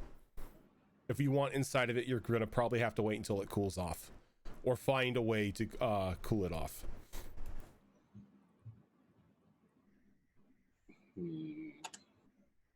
Any water around? No. Maybe, well, the water that you have in your water skin. Nah. So you took all my stuff, right, Valentha? Mm-hmm. Okay, so you have basically just adventuring supplies in the bag. The only thing that was really of note aside from her gauntlets was the pouch of spent inert red lyrium dust. Okay. Yeah, it's that's no longer there now. I was gonna say, any red lyrium, whether it was the little vials she scooped up earlier, just anything she found, I'm just completely discarding and getting rid of it. You're dumping her drugs down the toilet. Yeah, I am. Intervention. I mean, we've got plenty of fire to dispose of it. Yeah. You're not lacking in fire, that's for sure. Mm-hmm.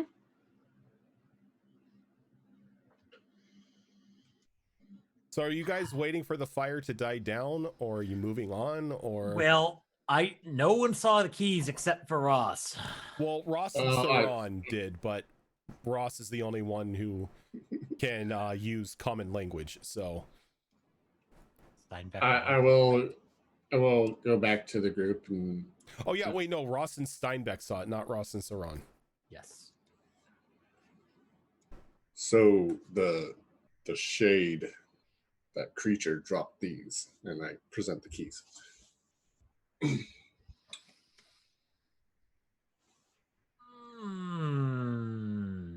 The blacksmith's cart isn't on fire, but it's still rather hot. I look it over what is literally a giant forge with wheels at the moment. Now an oven. It's an extra large forge.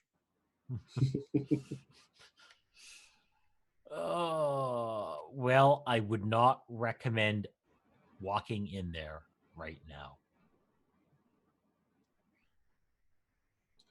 When I looked, did it look like there was fire inside? No.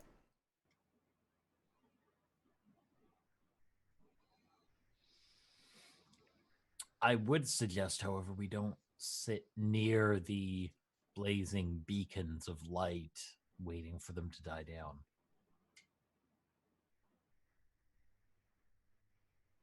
We might be able to keep an eye on them from elsewhere where we're less visible. Is there something we should do with all these bodies?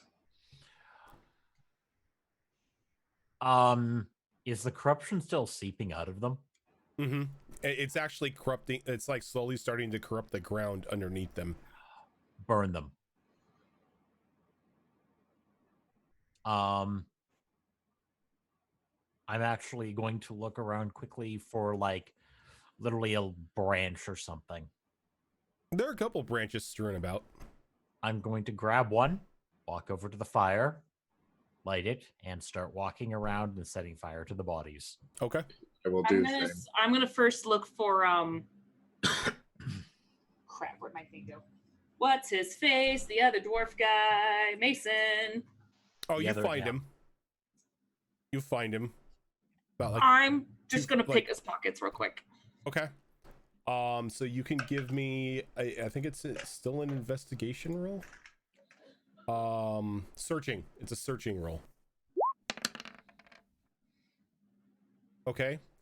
And can I get a Constitution focus from you? Stamina, if you have it. Don't, but maybe could hope. All right. So you're fine. You don't get any of the corruption on you. Mm-hmm. And as you begin to search his pockets, you find a bag of gold, or I should say a bag of funds. I won't say gold. A rolling up scroll, a jewel encrusted dagger, and a whistle.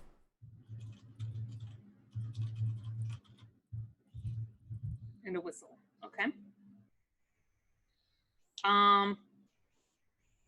How much money? When you look inside, it's about 500 coin. Is it gold or silver or copper? Sovereign. Sovereigns. It's 500 gold. 500. Okay.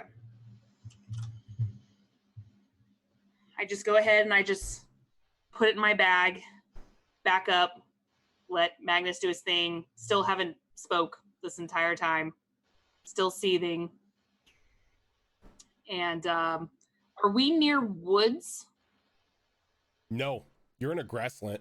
Well, hold on. Let's consult the map to see where you're at right now. Let's bring. Because I can't remember how close we were to the Brazilian forest. Oh, that's Tevinter. Okay, we're still far enough away, so that's probably still grasslands and farms. Yeah, like you don't reach like tree lines until you get to here, like right on the edge of the South Reach. So like where you're at right now is pretty much just grasslands. Um,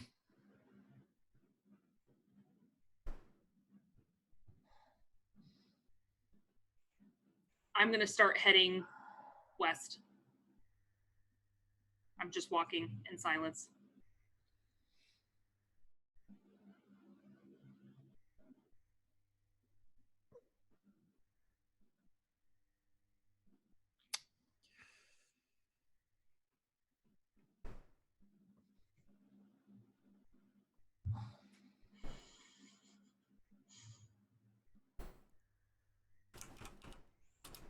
Actually, you know what? I'm gonna call back out to Ross. Ross, Yes. can you carry that dumb bitch? Seems it would be easier if we weren't concerned with her anymore. She has to live. Any particular reason why? She's the key to ending the blight. Unfortunately. Well, I suppose that's a good reason why.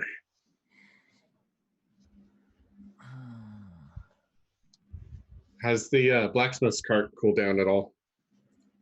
Not at this point in time. Like only about 15 minutes have passed since Magnus has started lighting the bodies. Well, I'm also helping him in that endeavor to try to speed things up. So it's gonna take so for everything to die down and everything, and for the wagon to be accessible, you're looking at about 3 hours. I mean, it is the middle of the night, right? Yeah. Well, not really in the middle of the night. When Valentha was pulled out of her wagon and everything, it was about the sun was just starting to set. So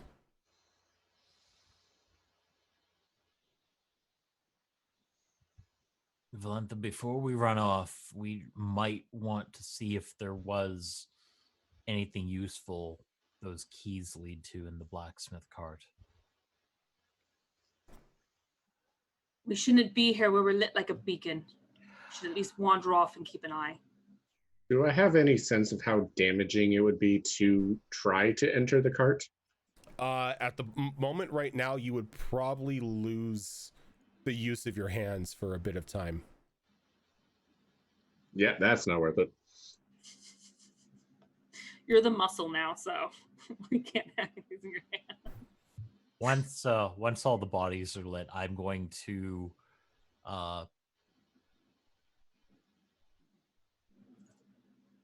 take.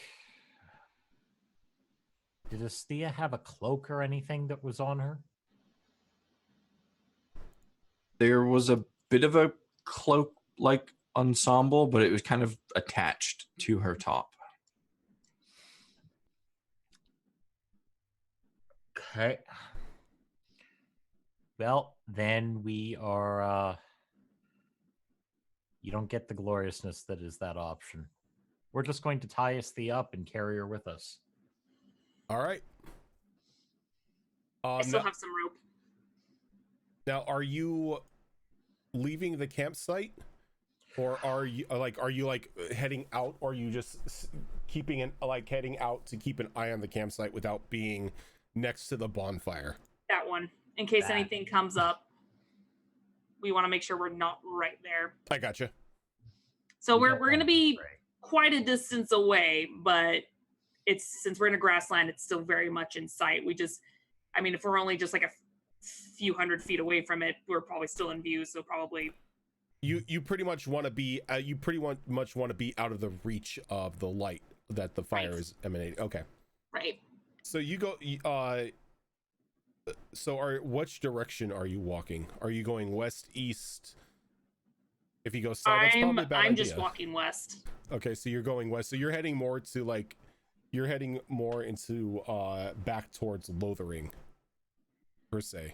Oh God, I'm sorry. I have no sense of direction. East. I'm going east. Okay, so you're going towards the Brazil Forest. Yes, sorry. Okay. East. Okay, I was like, okay, so you're going into a wider grass. I'm going where the sun sets to the east. You can always trust a ranger's sense of direction.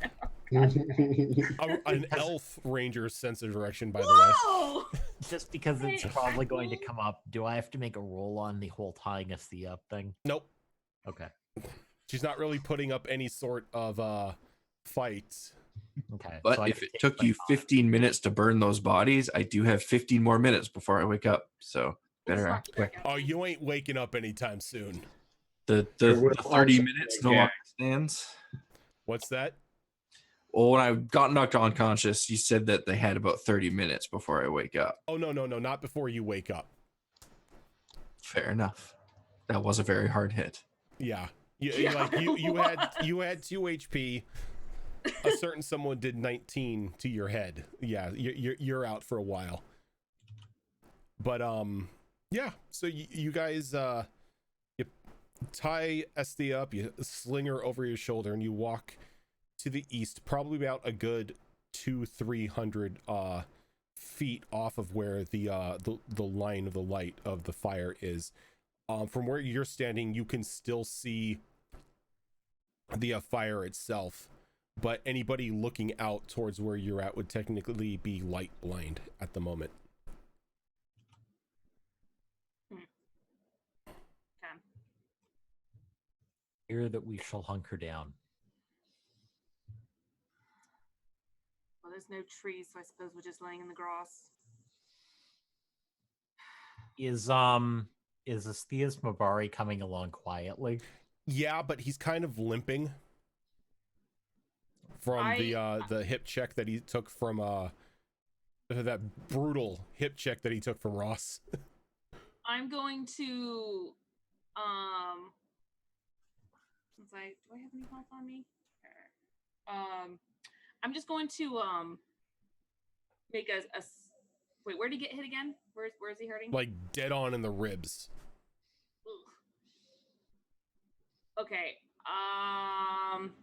I'm going to have Saran kind of lean up against it to kind of help support Journeus as they kind of walk. And Astia's gonna, or not Astia, I am gonna kind of look back every once in a while and make sure that he can keep up. Okay. And Rojan, oh no, I'm gagging her. How like what are you using to gag her? Any strip of cloth or leather suitable for the job that can be found. Favorite type, used leather. Okay, so I just want to go 5 days without being Unless- gagged. Just 5 days. Unless you're tearing an article of clothing or anything, the only cloth or leather that seems to be around you is from the bodies that you just lit on fire. I mean, we do have Astia's traveling gear. This is true. There we go. And Hey, You know that what? nice You know cloth? what, actually? That cloth, that dirty, nasty cloth that she ripped off to hide that dust. I'm gonna use that to gag her with it. all right. Make sure there's no dust left on that. Oh no, I made sure like shit's off. I'll even put a little bit of my water on it, just be like rinse it out, put some leaves on it, rinse that shit off. And then Ab dirty cloth. from a Gagged rotting again. corpse. Yep. I should have gone with the demon. I'm surprised you didn't, honestly. I didn't only because the demon was so hurt and I wanted to make sure she lived. And instead you just got your ass kicked. All right. So you spend the next couple hours switching shifts, keeping an eye on the fire, and the commotion in the fire itself has seemingly kept any wild animals at bay. So your watches kind of go off without any sort of hitch, thankfully enough. The fire doesn't really attract anything around you. And as the fire dies out and time passes, it gets to be about 1, 2 in the morning when you finally decide that it's probably safe to open up the blacksmith's cart. And it's at that time that Astia starts to come to with your head just splitting with the worst like possible headache that you've ever experienced. The familiar headache of the broadside of Magnus's axe. Well, this is a new one because this was the hilt. Yeah, he pommel striked you, Oh, or pommel struck you. You're getting familiar with the other parts of it. as long as I don't get familiar with the sharp end of it. Yeah, and you're sitting there and like it hurts to even think at the moment, and it takes some time for you to realize, but you realize that you are once again bound and gagged. Can I tempt the one and only role that I seem to be good at, forcing the gag out of my mouth with my tongue? Yes, you can. Okay. Do you have proficiency in? As soon as I see her, because I know we've been in this situation, God knows how many times. every time I see her trying to do anything with it, I'm just gonna put my hand up over her mouth. You could give me a seeing roll to actually notice, to see if you actually notice her trying to push the gag out of her mouth. Yeah, you see her like force the gag out of her mouth, pushing it out with her tongue. You want me to watch her while you guys go gather whatever's left over there? That might be the best. Try to keep an eye on us, make sure nothing sneaks up behind us. As long as she doesn't do anything.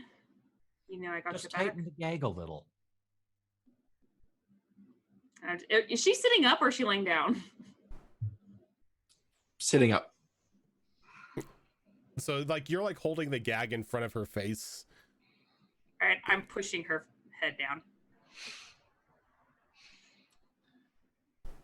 And I'm not even looking at her. I'm just watching them walk away.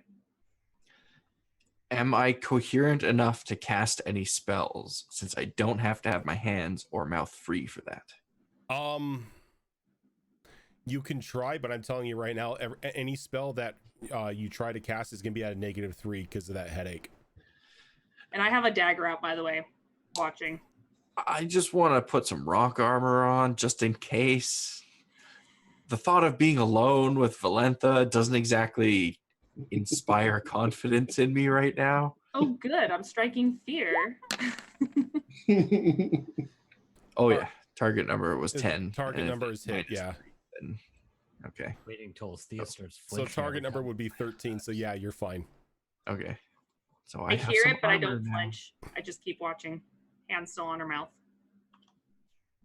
As we're walking away, I'm going to look back at Valentha and say, fire warning shot if you see anything. I have a fire arrow. You'll certainly see it. That'll do. All right, Magnus and Ross, you guys make it back to the now smoldering caravan.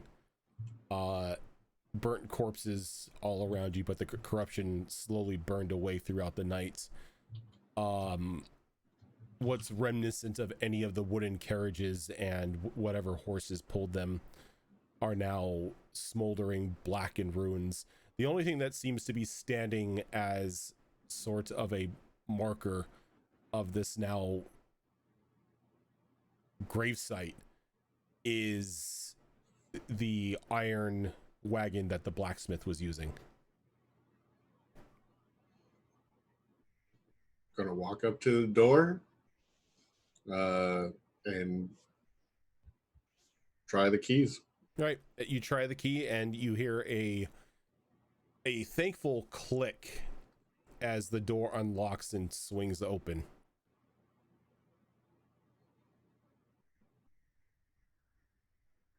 I have my sword out, by the way, just in case, because we're all on edge. Yeah, gonna go in and look around for anything useful. So you go, as soon as you open the door, you see that there is, you can smell it as well, but there is a corpse that's been pretty much turned into jerky inside the wagon. And in its like wrapped in its arms is this small iron chest. Along Do I the see wall, corruption on it? no. Along the walls, you see like various blades hanging almost up in display, as if that he was making them just in case something happened to the caravan. The resource box that he had running on empty, as he had been working tirelessly through the extent of this trip. Anything of particular note? Anything catch my eye as far as like this would be a good weapon to have, or there are multiple blades all along the walls. There are daggers, short swords, long swords. Are pretty much the majority of what makes up any of the arsenal that he was making. Does there look to be anything that is lyrium infused in any way? You can give me a search roll for that.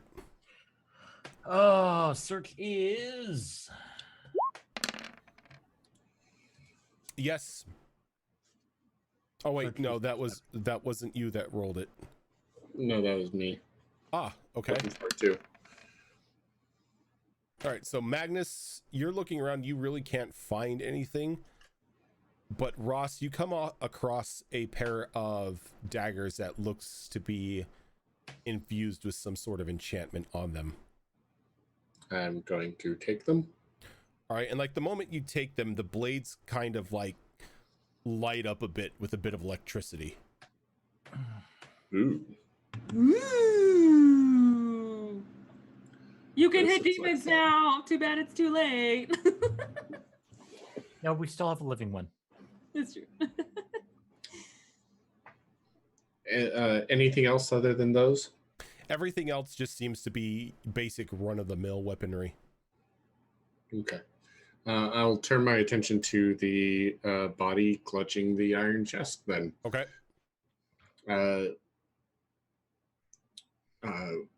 Is there a trap check of any sorts to do? I believe there is. Give me one moment, I can tell you.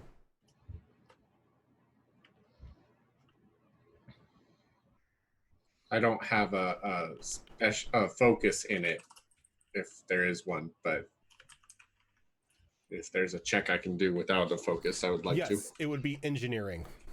So a cunning focus. Cunning. Okay. You Well, think it's this not thing is trapped to the hells? Are you going like 666 now? You're 111s? What the hell, man? You look at this chest, and for some reason, in your mind, this thing has been enchanted with every horror imaginable. Like just touching it, or just looking at it, and then like you looking at the body, you think this is what caused this body to be turned into jerky.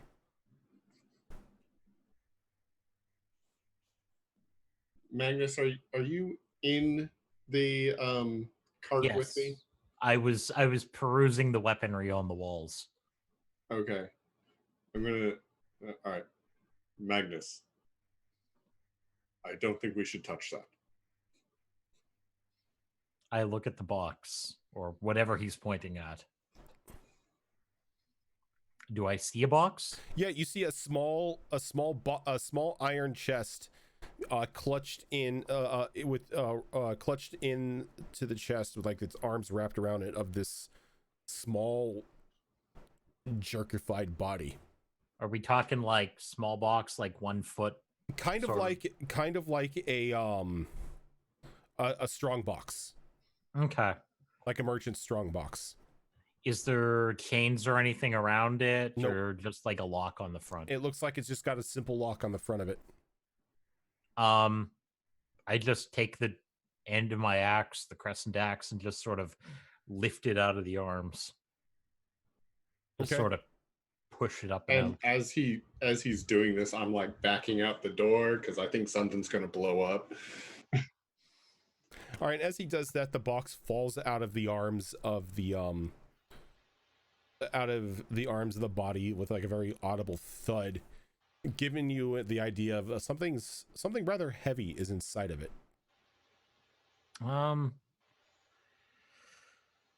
Given the fact that everything here has been barbecued, fricasseed, and everything, and nothing has exploded, I'm just going to pick up the box. Okay. I will jump down out of the cart at that point and kind of go around the side of the door, like trying to get some cover. And Ross, you can hear your heart beating in your ears from just the terror, the terror and the thought of about to watch like maybe a new friend just become a side of beef. But he just picks the chest up without an issue. Nothing happens. Be like, well, if you care to press your luck, here's the keys. I'll be over there. I'll take the keys. The anvil and everything is still inside, right? Yes. I'll just set my axe down on the anvil, set the box down on something else, and open it. All right. And Hopefully. when you open it, you find a very heavy sack of coin. And then a very heavy chunk of raw lyrium. Oh my god. Don't give it to us, Thea. Don't give it to us, Thea. Not red lyrium though, it's just No. regular lyrium. That's Straight true. raw Blue lyrium. lyrium. Blue lyrium. Okay. Is there a chunk of leather that is not the small body on the ground? Yeah, there are leather strips inside the Okay. thing. I'm going to take the coins out, take the piece of raw lyrium, and just wrap it up very heavily so it Okay. doesn't rattle around. Put it back in the box, close the box. All right, and as like you grab the lyrium, a small piece of paper falls out from behind it. I'm going to set the paper aside, continue wrapping it, put it back in, then read the paper. Okay. And you see that it's like when you unfold the paper and everything, it's a diagram, What does it look like a diagram for? a staff. And it shows that the lyrium itself is supposed to be used in where placed in a housing at the top of it, and then runes are to be inscribed around the staff itself, almost as if sealing the lyrium. And Is then there any notes? the words tranquility staff written underneath it.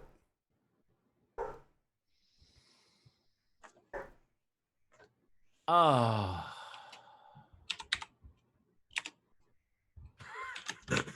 Shit, son. Never mind, don't want it. I am going to take the paper and set it, fold it back up, put it under the piece of lyrium, close the box, and bring it with me.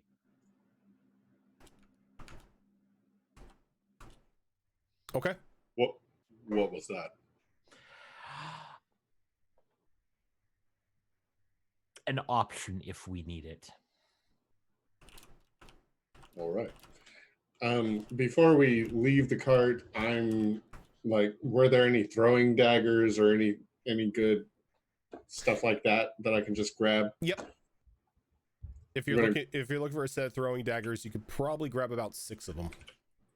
Yeah. Didn't you say you wanted to load up on daggers when we were creating your character? Yeah, now I got more. You had like 2 on each thigh, and oh god. There you go. Hey, Now I got spares. you could never have too many throwing daggers. That's so true. You He lose was them like- in the grass. You lose them in the bushes. You lose them. It was how- just You it lose was them just in funny. people. Because we were talking about this during his character creation, where he's like, I want so many daggers, so many throwing daggers. I'm like, oh my god.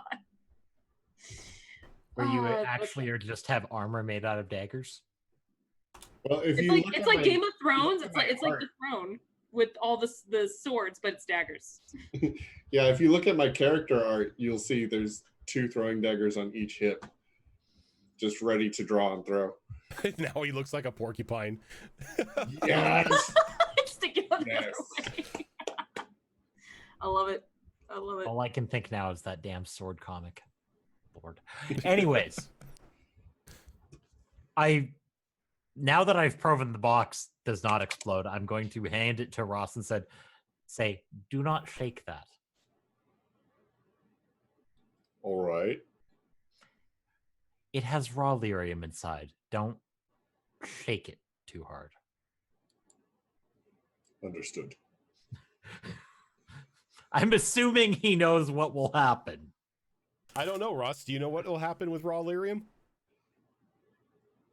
That might be more of a question for the BioWare guru. Oh no. I mean, does Ross know? Yeah, I don't know how much Kanari actually know just on average about Lyrium and stuff like that. If I had to guess, and this is completely up to Rojan, Kunari are kind of 50-50 with what they know about it. However, your specific position, where you're all about knowledge, you may potentially know. You, out of most Kunari, would probably know. But again, it's 50-50. Actually, let's go. Okay, so let's go ahead and do Roll. a arcane lore. You could either no natural lore. Let's do natural lore. Yeah, so which attribute? That's cunning. Cunning. Yeah, you know about raw lyrium. Okay, cool. Don't shake it. As That's the reason I wrapped it. As Magnus just has that thought in his head of, oh crap, I knocked it to the ground. I just kind of poked it. It's not like I threw the box. Also, there's no way we're letting the Cerebos get her hands on this. We have the keys. We have the box.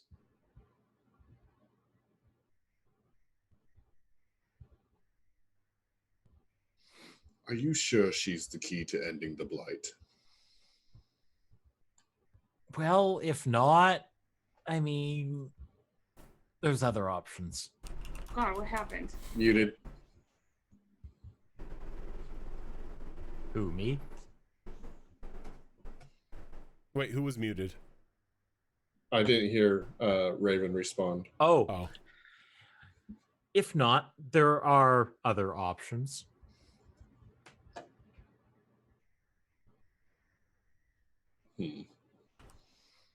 And I'm just going to start wandering back to where Asthea is. I mean, well, Asthea technically, Valenta. I'll follow.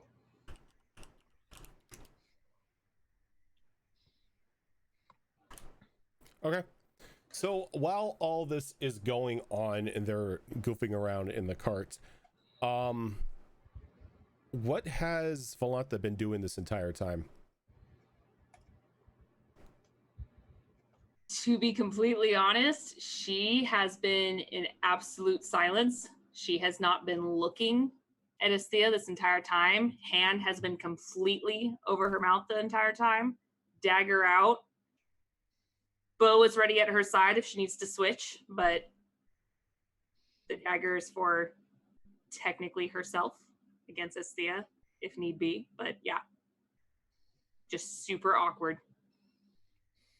What about Or you? if at least I was in that position, it'd be super awkward. What about you, Asthea? Even though her hand is holding it in place, I'm still trying to push that disgusting rag out of my mouth. It's not technically in your mouth since your mouth is shut. You haven't really opened it to allow it. She's kind of just putting it against your lips. Okay, well, if it's not actually in my mouth, then I won't worry about it. But I do kind of pull away from her hand every once in a while. Not in an effort to really circumvent it, but just as an act of defiance. And I just, hand is still on there. I'm just seeing Valenta sitting on Asthea's chest, just hand on the mouth, like looking out. Just. I thought about it, but no, I'm sitting like right next to her because that's how I pushed her back, and I'm just watching. While I'm there, actually, can I feel how tightly the ropes around my hands and stuff are? They're loose enough to wiggle my hands a bit, or Just as a note, this wasn't like binding hands and feet. This was like full body wrapping. That the whole like the hands and the feet are connected with the rope? Yeah, but there's a whole lot of like looping around the legs continuously. So he kind of tied her up like a villain would when they tied him to the train tracks. That's what I was just thinking. There wasn't she'll wiggle out of this. Though, Estia, you can definitely give me a dexterity focus. Oh, and by the way, it's just for further knowledge here. Traps are dexterity focus. Got it.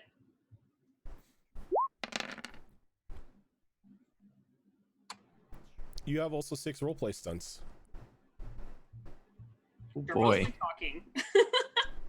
Um. It's actually, yeah, that's the downside to that, is that it's pretty much just talking. Well, Yeah. the thing is also like for situations like this, if you guys have an idea as to how you can use them, I'm all ears. Oh, okay, good. Anytime she makes like a move too, like not just her squirming, if I notice she's trying to do something, I'm paying closer attention to her. I am going to use 4 of those 6 points for Tower of Will Okay. to give myself a slight edge in case I need it during the rest of this whole scenario. All right. And with your dexterity,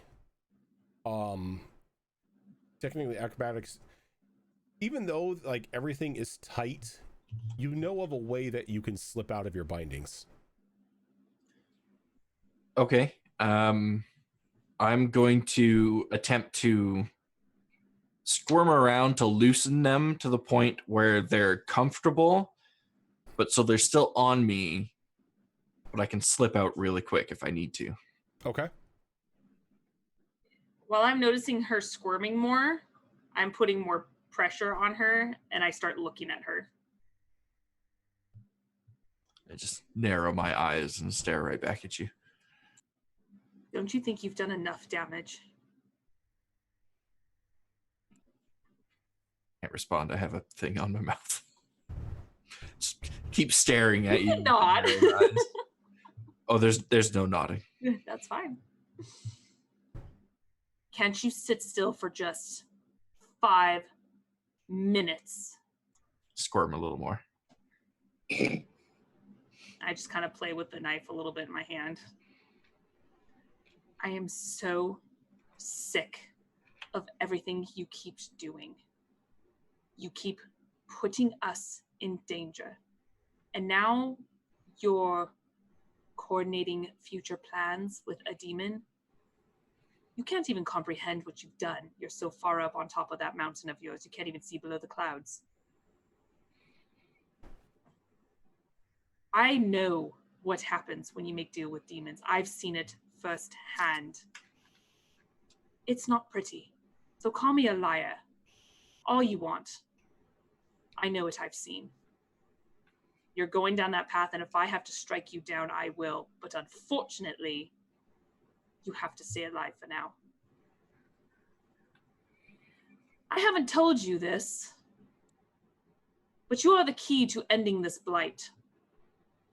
I know you're oh so excited that your little fake god is going to rule the land. Do you think he's going to be kind to you? Your people might be the first to go. And if not, eventually. I know of your Venatori and all that. Worshipping a false god. You're just deceiving yourself. So be in denial all you want. I know what I know. And I'm going to stop this blight. I tried being friends with you. I tried at least being civil with you. And you just keep throwing so much back at me. Not just me, Magnus. And everyone else. You summoning that demon, though you did not do it directly, you slaughtered all those people. Deny it, but you slaughtered everyone. I know Tevinter's fine with bloodshed. I am not. So if you want us to work together, I'm not saying, oh, be my slave, obey my every command. I'm just saying stop touching everything that is a danger to all of us. That includes red lyrium. I know your little daddy was like, oh no, don't touch that. That's mine. Guess what? There's a reason probably behind it. Did he use it for good? I don't know. But I know what it is capable of, and it is dangerous.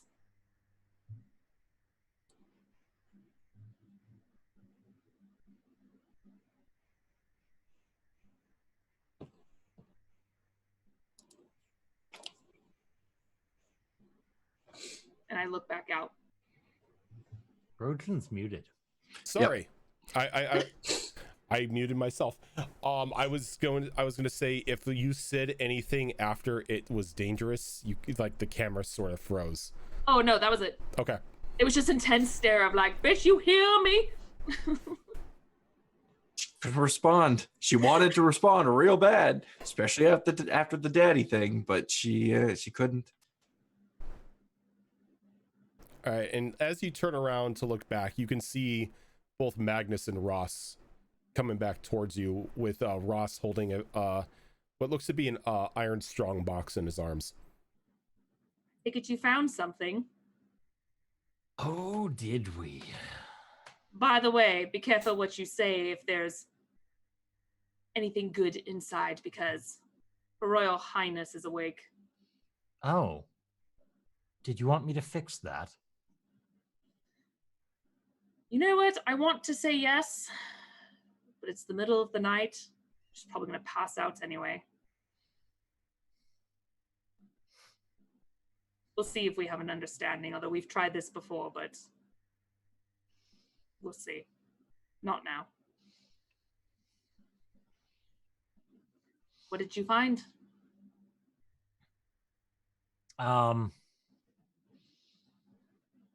Just pull the coin, the bag of coins out, and found this. It should cover traveling expenses.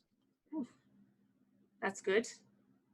Now that my nerves are somewhat calm, I pull out my sack as well. Looks like we both found a little bit of gold along the way. And a pretty box. Oh. And what's inside? A pile of papers. We'll go through them later. All right. Shadow Fox, what were you going to say? I draw both the lyrium infused daggers and kind of do a little twirl thing. Found these. And as you twirl them, they like begin to spark up again. Oh. No offense, that would have been good a few hours ago, but now we're better prepared. We just need Magnus, and with this money, might be able to help that out when we eventually reach town. Tell me about it. So, I know it's late and we should probably go to bed, but I feel like I should tell you my thoughts of a plan now that they've been altered. Rojan, could you tell me a little bit about these daggers? Is it the daggers themselves still do the same amount of damage as a normal dagger, but instead of dealing like the slashing damage that a dagger would, it now deals shock damage. okay? So I'll go up to Valentha and present one and be like, "Would you like one?" I wouldn't mind having one, actually, if that's all right, if you're willing to part with it.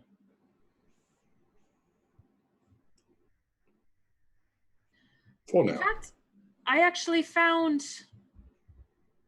another dagger, but as far as I could tell, it has no magical properties. It's just very ornate. And I'll pull out the jeweled dagger. I also found this whistle, though I'm sort of not wanting to blow it and see what happens. Did we ever hear a whistle go off in all of our... Nope. Okay.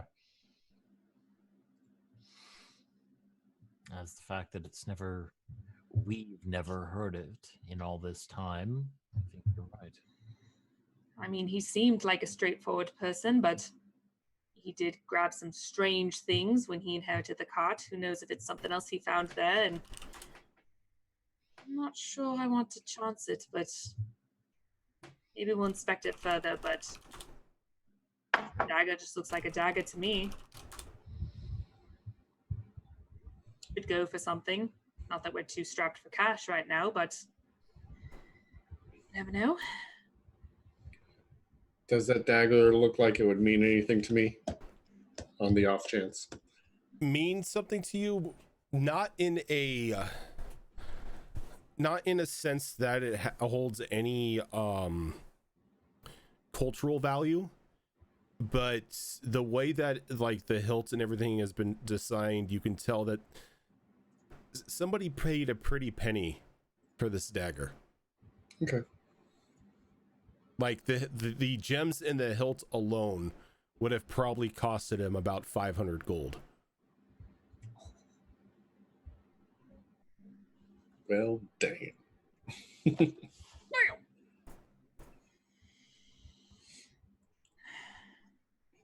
Well, one plan I had. I feel like we should take a slight detour and go around the rim of the Brazilian forest and make our way almost cutting across to Denerim and stay off the main road. It's been nothing How to a long danger will for that us. take us? To the Brazilian forest or to Denerim from there? To Denerim. How much time will it add to our journey? How much, DM? So you're looking at going to like just onto the edge of the Brazilian forest and then going up along that edge to Denerim. Yeah. I think I can't tell if that's a road or a river. That little outline right there on the edge of the forest is a river. Okay, yeah. So basically the river. Going to the river and then just making our way up. And then we'll eventually, kind of when we get towards Dragon's Peak, we'll be back on the main road and go up. Okay, so you're looking at cutting up through the river and then in through the Brazilian forest towards Dragon's Peak. But again, just on the outskirts. So yeah. Not right smack into it, but yeah. Okay. So you're looking at probably from where you're at now, you're probably looking at about a day and a half, 2 days travel to get to the river. Okay. And then navigating through the edge of the forest, then up through Dragon's Peak to Denerim. You're probably gonna reach there in probably about, I'd say, a total of a week. Okay. So I'm just gonna kind of sit there and just kind of calculate. Oh no, I'm sorry, not even a week. I would say 5 like days. 5 days. 5 days? Okay. Yeah. Well,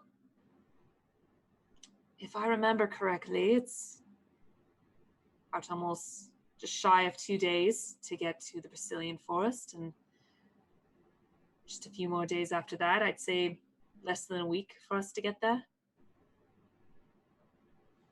As long as there's no side trouble. And of course there always is. I'd rather. It seems like Side Trouble is that one's middle name. Well, she's not guilty for all of our encounters. What are you thinking, Magnus?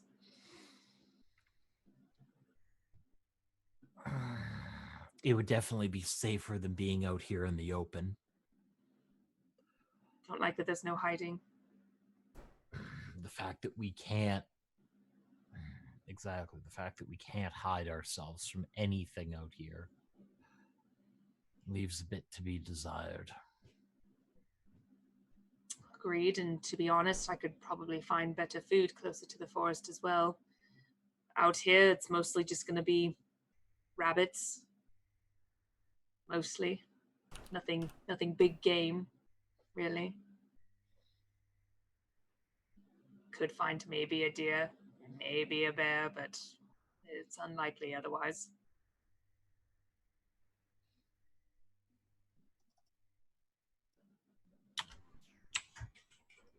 But the problem is, we can't really drag her the entire time. It's just going to slow us down. And if we have Ross carry her, even if we find a cart, it's still just going to slow us down a bit. So we need to find a way to somewhat work together, I suppose. Or at least find a common understanding. And with that, Magnus goes over and sits down next to his Thea, who's obviously awake at this point. I don't know. Can we travel without having to drag, carry, or otherwise be slowed down by any random problems? She looks over at you, but doesn't gesture in any way and doesn't say anything with her mouth still covered.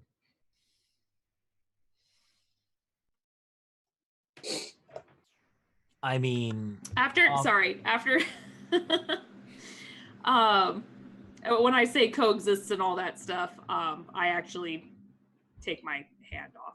You're still gagged, but my hand's off, you know. Same thing, her mouth is still covered with the gag, but she just kind of stares at you, Magnus. I tug the gag down off your mouth. Am I free to speak now?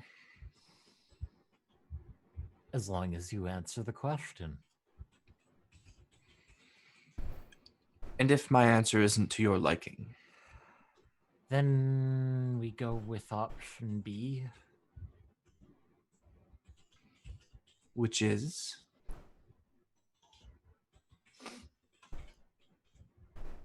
I just kind of drive the hilt of the axe into the ground next to me. So, option A and option B are the same, then? The difference is willingly or unwillingly. Oh, I'll willingly go with you and willingly work with you. Yeah, side eyes Valentha.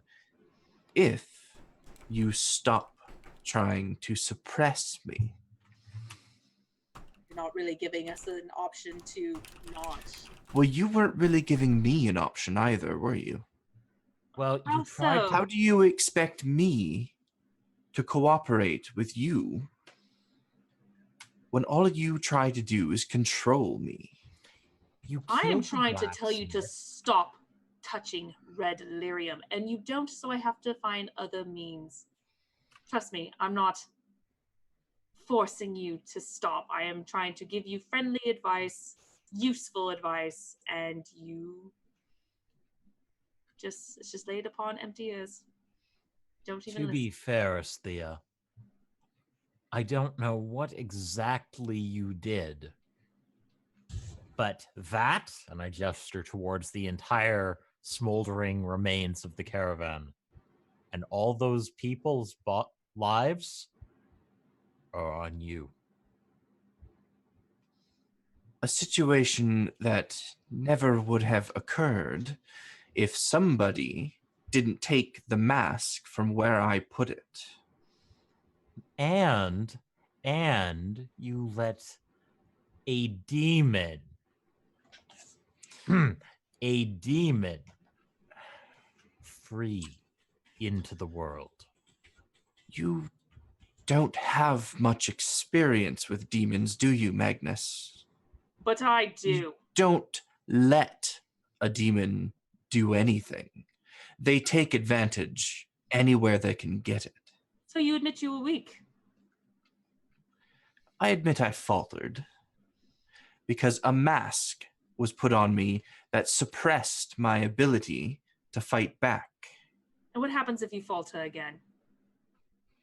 What You're just a happens if danger I'm to us? masked again? Well, the mask is gone.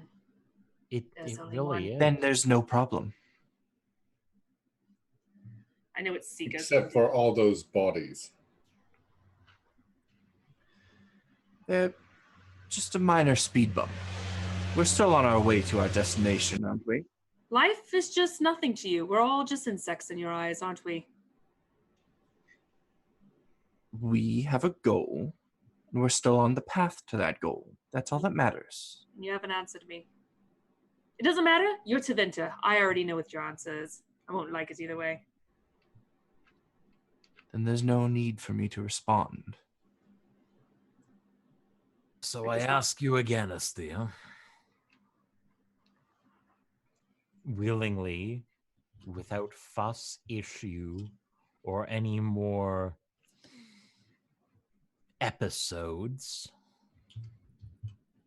or unwillingly, carried like a wild game into the next town. And my response is the same, Magnus. I will willingly cooperate with all of you, even the brute over there, if you agree to stop trying to suppress me. And again, I'll agree to that when you stop giving us a reason to. Then start giving me the chance. No more red. Magnus, haven't I given her chances? And as this arguing is going on,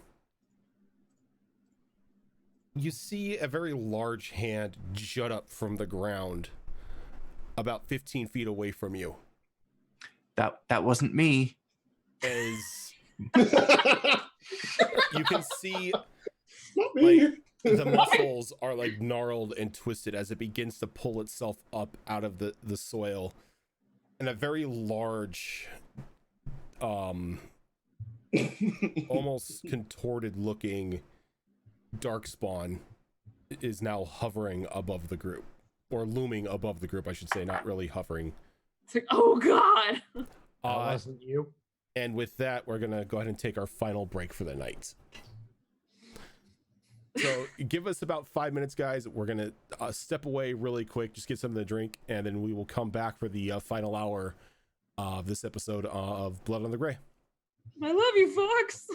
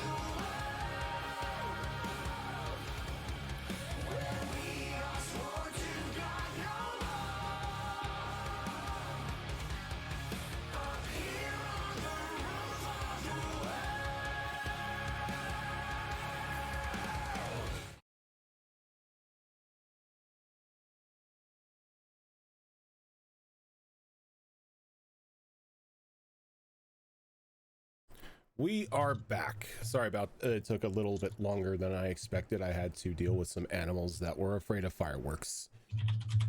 Because animals do not understand freedom.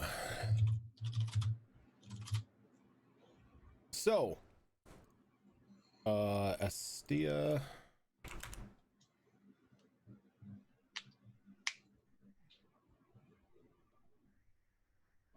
All right, so as we left off, you guys were in the middle of a heated argument as this twisted abomination came up, pulling itself up out of the ground.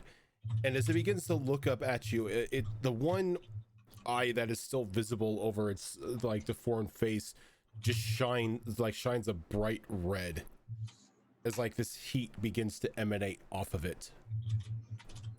And Estia, you realize this isn't a darkspawn but a demon. A very large rage demon. Blah! This one's not my fault. I think I may have summoned this. I don't know. I did say I had a lot of rage. There's definitely a does lot it- of hostility between the group. Yeah. Does it look hostile? Yeah. Okay. Roach I'm- is just like, yeah. What I had part, to ask. what part of rage demon doesn't sound hostile to you? Just being clear here. So I'm gonna pull my hands out from behind my back, free from the ropes as they have been for quite a while. Then I'm gonna go to try and throw an arcane lance at it. Nothing's gonna happen, and I'm gonna look at my hands and realize I don't have my bloody gauntlets on. Yep. And I'm going to need initiative from everyone. We have stabbed you in the hands enough times. They are officially bloody gauntlets now. I don't need them, right? It's just a focus. I kind of need it to be worth anything. Just straight dex, right?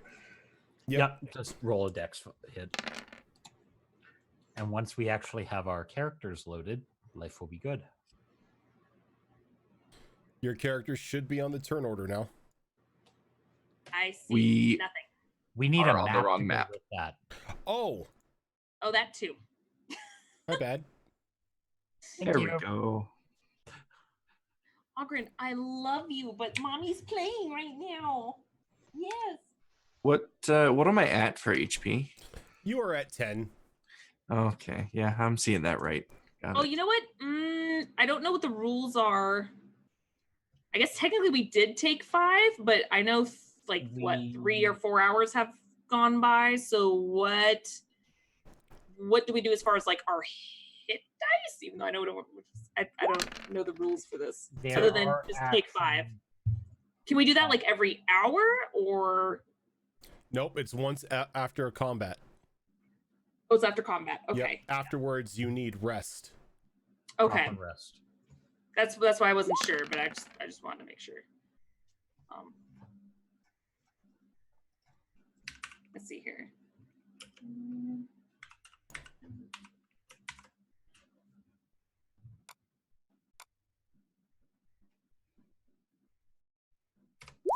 That's not what I want. Oh, I'm almost at full health, so yeah, it's cool. Straw never got hit, so he's good. Okay, so Make now let me sure- actually roll my initiative like a good person. Make sure you heal your dog, Fox. Oh right. He would have what had are the- downtime. Can dogs take 5? Yep. Slash lick Oh wound. God, Saran, you're killing me here. It's actually +3, not +4. So wait, yeah, +3. +3. Oh God. At least you're not too far behind me, I guess.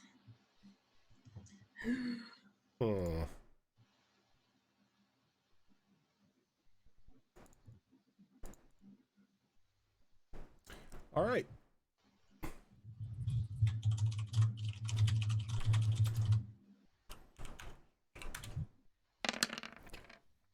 Wow. Good job there, Rage Demon. He's raging so hard he forgot what he was doing. He's blinded by his rage.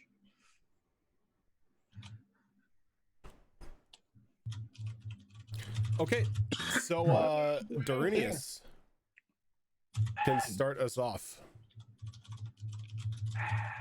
He's going to run over to my side, and as per his usual, press the attack so he can move with me. Okay. Valentha.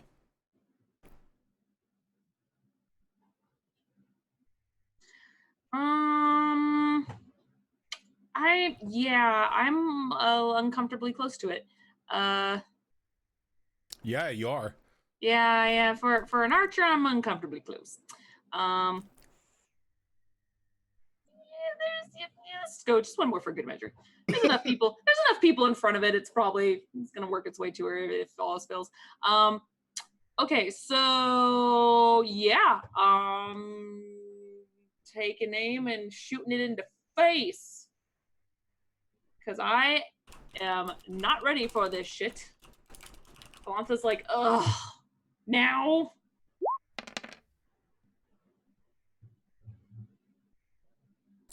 So what is that? 6, 10, 13, 6, 17 will hit.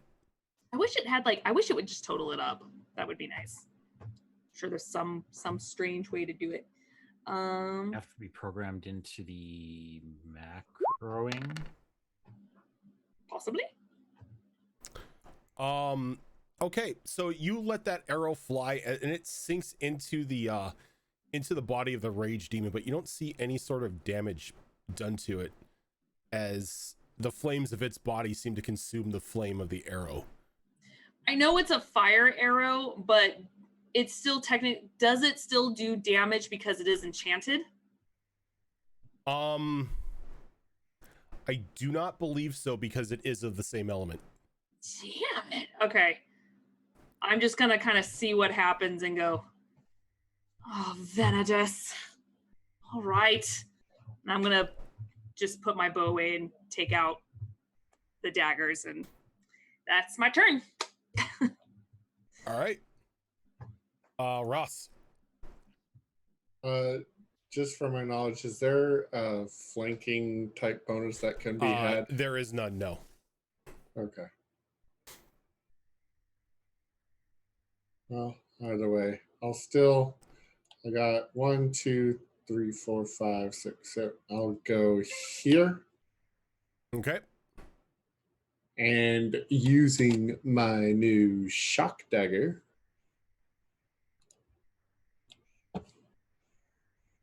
I will strike at it. Alrighty. 2, Probably 4, not. 8, 10, 11. 11 will not strike it. You kind of like take a slash at it, at the dagger, and for some reason you misjudge the distance and end up coming short with the slice. I'm used to my short sword. Steinbeck. All right. Steinbeck is going to literally run for its legs and try to grab one on the way by. It doesn't really have any legs. It's kind of just like this, like the bottom part of it's almost like a slug, kind of like, because of the torrent of fire that it's like birthed from. Well, there's going to be grabbing and dragging. Okay. That's the aim. All right. That would have been a charge, so 3d6.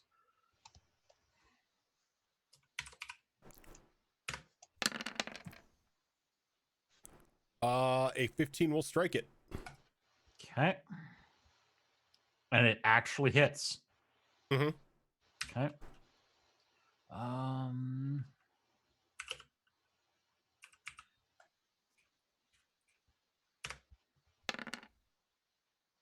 Alrighty. Estia. Is my equipment on the ground around me anywhere? I don't know, Zora. Where is it at? Oh wait, what? Oh, her stuff? Her stuff. I think you have it. It's on my person. And I'm just gonna hold out my hand. You don't know I have it. I mean, you've taken it before. So you Can just I assume that she has it? Yeah, you can assume she has it. Can That's I fair. That's fair. perceive that she has it? I mean, unless she's like dumped all of your stuff out of like unless she's like put all of your stuff in her bag and just left your bag back at the camp. You probably see your bag on her person. I was kind of thinking, and feel free to tell me if I'm wrong, where I was kind of doing like a backpackception and just kind of rolling up her bag since she had such little stuff, just kind of roll it up and put it in my bag. I don't think you could backpackception it. Okay, I'll dump it. I would have dumped it in my bag then. Okay. So you just dumped her stuff into your bag and just tossed hers behind? Yeah. Okay. Not my generic brown bag. Dare you? The one that's worth like 2 copper. How dare you? I've had that since we were in prison together. In that case, let's see how far that thing is. Yeah, because I would not make it known that I had it just all out, all willy-nilly. Okay, in that case, I still would have moved, but I would have done this before I moved. I'm gonna cast Walking Bomb on it. All right, and that's not something you need your gauntlets for? Right. Yeah, Okay. The only thing I need the gauntlets for is my Arcane Lance, which is my bread and butter, but you know. So the target number for this is 13. Alrighty. Hey. Okay. All right, so it's got to make a save, right? Or it's got to do some sort of contest against it. At the start of each of its turns, it needs to make a stamina test versus my spell power. And your spell power is 13? Yep. All right. It does take 1d6 plus 1 penetrating damage right now, though. All right. I will go ahead and mark it so I know that it's got a walking bomb on it. It takes 2 damage. A whole whopping 2 damage. Oh, wow. Watch I out. Big feel I should roller be- here. I feel I should be afraid of this walking bomb scenario since it's standard. But I got no clue. Saran.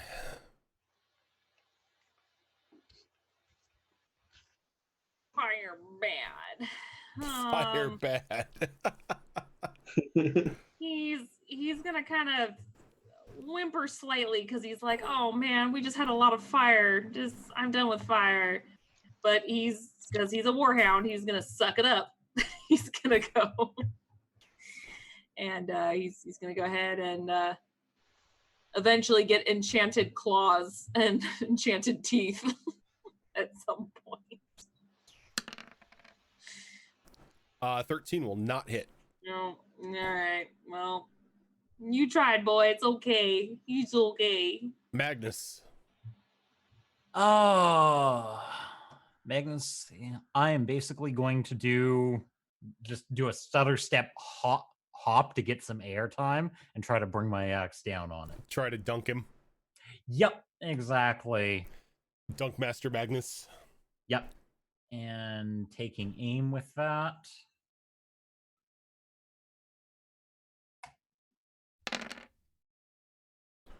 Ooh. That'll hit, and you got 6 stunt points there. Oh. Alrighty. I'm gonna burn 5 of that for lethal blow. All right, that adds 2d6, correct? That it does. So Oof. That 20 damage. And since I get to, I'm just going to put all the force straight down. Technically, I can move it, but I'm just pushing straight down. Okay. So On its turn, it kind of lets out a roar of frustration as a torrent of flame bursts out around it. Everybody around it is going to take, wow, a whole 2 fire damage. I feel you, Demon. I feel And you on that one. Doggo takes nothing because his armor rating is. No, this is penetrating. Oh. This is penetrating. This is magic. This isn't armor. Why you do this? Rage demon. Why you do this? That's okay. Full weapon 2. I'll take All right, and because Magnus put the most amount of violence into it right there, kind of turns to him and just lashes out with one of its fists, throwing a punch here.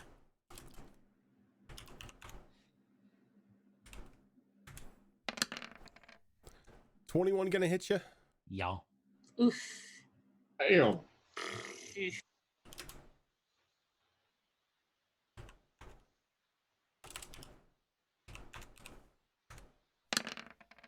All right, so for a total of 14 points of damage. Okay.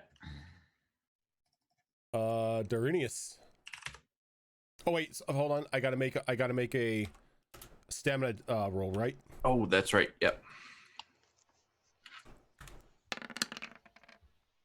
All right, 14. They made it. So walking bomb fades away.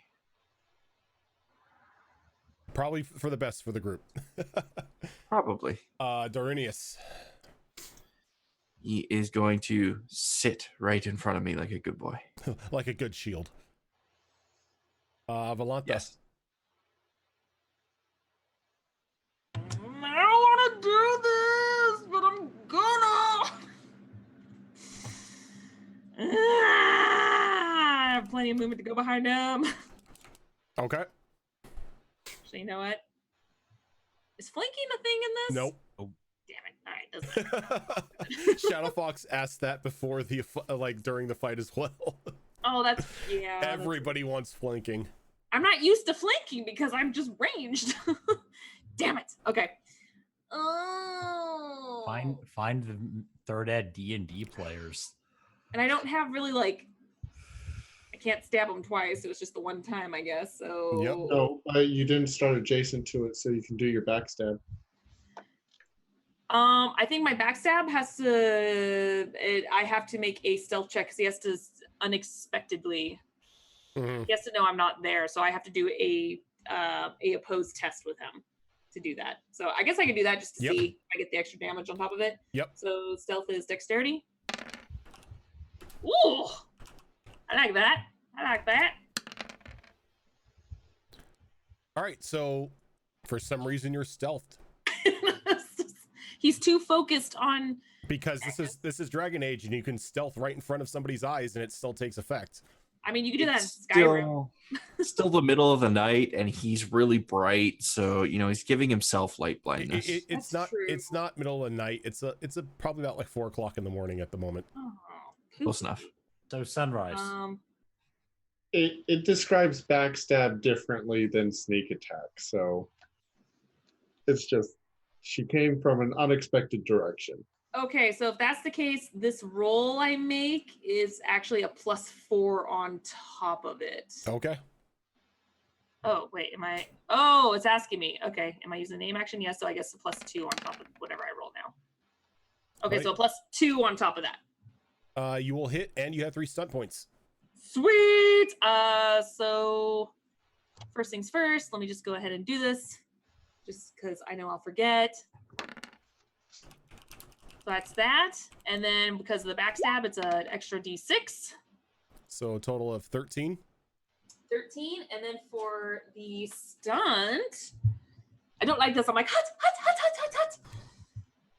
What do I have? I have 3. I have 3. 3. Yeah, I'm going to go for it. And if I make a second attack, do I still get backstab? Probably not. It might be just the first attack. I don't ever use backstab because I'm not that kind of rogue. It's only the first attack. That's what I thought. Okay. If I won't chance it. I'll do Mighty Blow. So I'll go ahead and I'll do an extra. Oh, thanks. Not worth it. Help her dice. 14. So you did a total of what, 13 before? I did 13 and then that measly little one. Dice running around screaming, "I am helping." I don't like this. I'm too close. I don't like this. I could punch a mage in the face, but I don't like being this close to a demon. All right, Ross. I have a question. Can you, if you don't have to use up your full movement, can you move, attack, then move? Yep. And is there something similar to attacks of opportunity in this? Nope. Wow, they're making this too easy. Yeah. All right. All right, so obviously I can't do it right now, but I want to start using my backstab in the future, so I'm going to do that, but can't do it right now because I'm adjacent. Shock dagger attack. That'll hit. 15. That'll hit.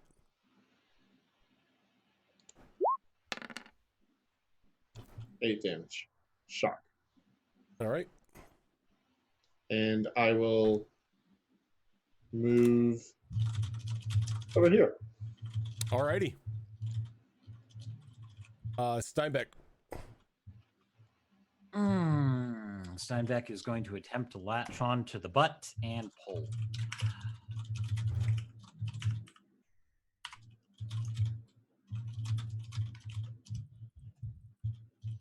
And since he does not have to move, he is going to aim carefully.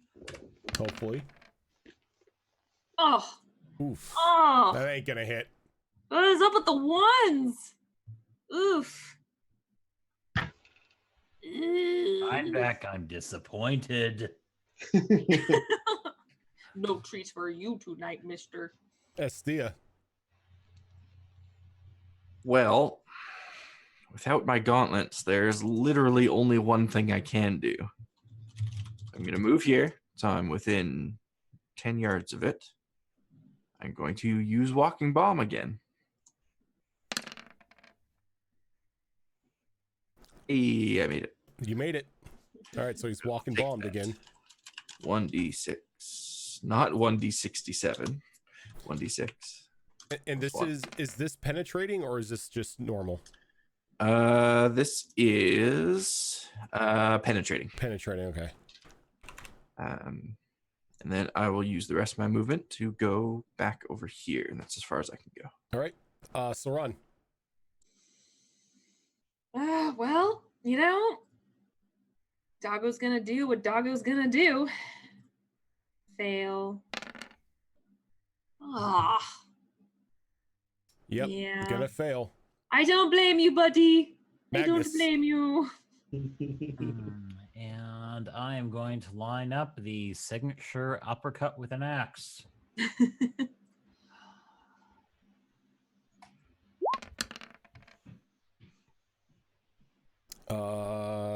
That'll be what, 14?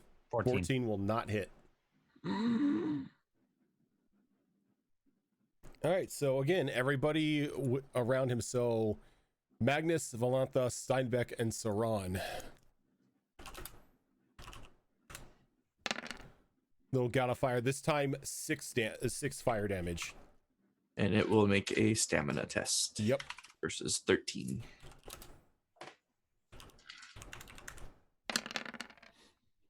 God damn it. Spell fades again. Stop it. All right, so it glides on over here. Boom, right here. And then he outstretches his hand for a moment. And a wave of fire like rushes through through the ground. He's gonna cast a spell here. It's Not cool. Had to ruin my backstab, didn't you? All right. So target number is 12. He hit it. So I am going to need. Let's see.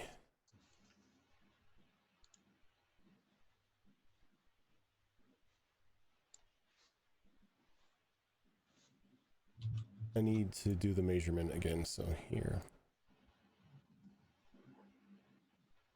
Okay, so I'm going to need Steinbeck and Ross to give me some saves here. So I'm going to Now, need. I've got a note here says you suffer a -1 penalty on all ability tests to resist spells and other magical effects, such as Oof. magic item powers. Does this count as one of those? This is a spell effect, yes. Okay. Wait, what is that? What is that? I need you to give me a dexterity acrobatics test. Dang. Even with that minus, let's see, 4, 8, 10, 13, 12. 12. You make it. What's the range on the spell he's using? 8 yards. 8 yards long, 2 yards wide. So it's pretty much a line. Yeah. The rest of you got real lucky on that one. Yep. I need a dexterity roll from Steinbeck as well. That was the 18. Oh, that was the 18. Okay, so both of you make it. So you are only going to take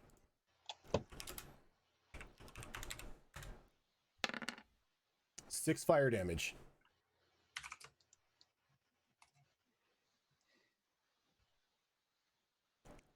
Darinius. Best boy being best boy. Doing nothing. Valenta.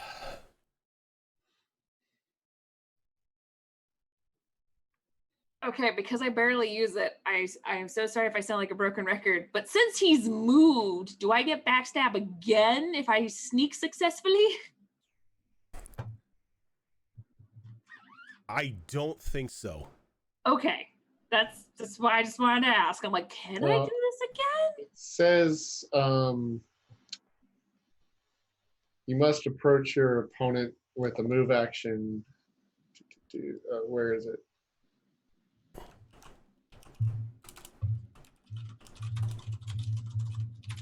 Where is it?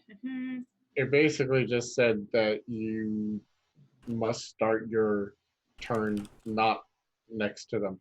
Not backstab an enemy that you begin your turn adjacent. Let's see. It's backstab, you said? Backstab, yeah.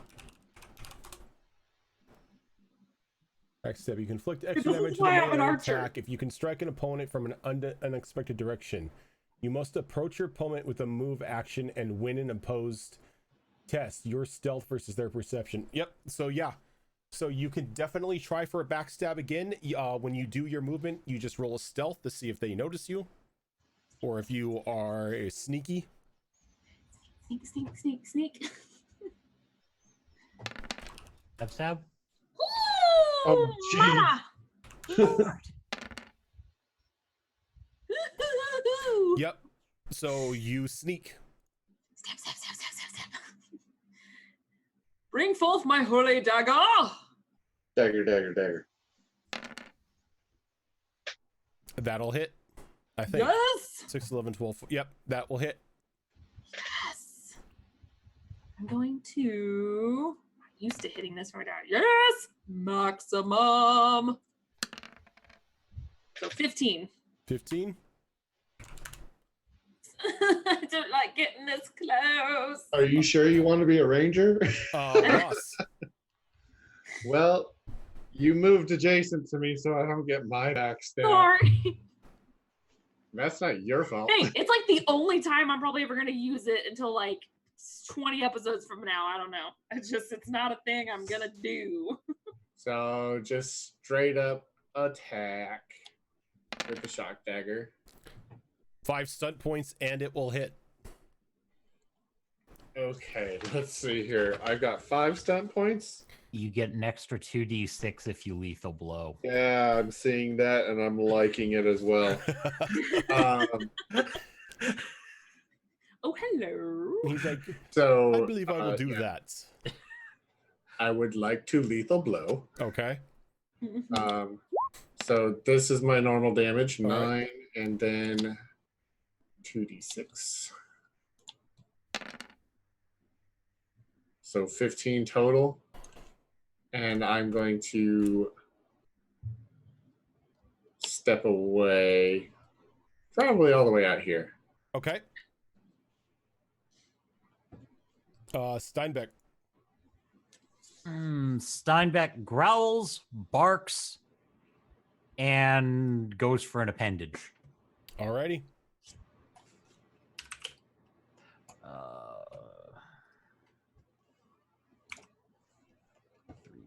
3d6 plus that. 14 will not hit. Ooh. Esthea. Well, Beck whines he's not getting fed. I have no weapons. I have no focus. And I have 1 mana point. So I sit down. I'm going to try to use my 1 mana point to heal myself for 1d6, I guess. Okay.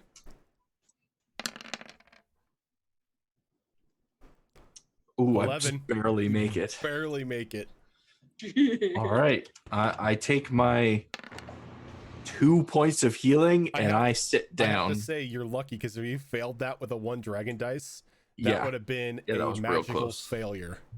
Esthea would have like permanent trauma at that point. Saran.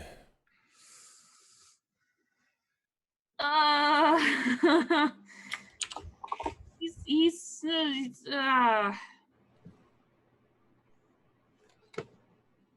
you know what? He's having a bad day fighting demons. He's just gonna plant his butt and just watch. Wait for Mama to call him over. All right, Magnus. She'll step out just Oh, he is making this incredibly difficult. Mm-hmm. Wow. Okay.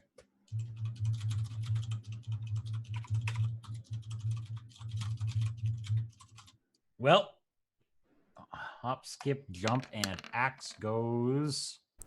6, 10, 14, 16. That'll hit. That'll do. We now know it's AC. Yay! Ooh. All right, so I'm That not. was I'm loud. gonna stop you there because you've killed him. As the blow comes down, you dunk on him, cleaving him in half. The body just kind of falls down to like a very like molten liquid for a moment before solidifying into just like this black mound. I'm just gonna fall. That to is my- what demons do. Ugh. And I'm just staring at Esthea. I'm just Like- over there sitting on the ground, cross-legged, petting Durinius. I don't like being that close, especially to demons. You did good. Almost like you knew what you were doing.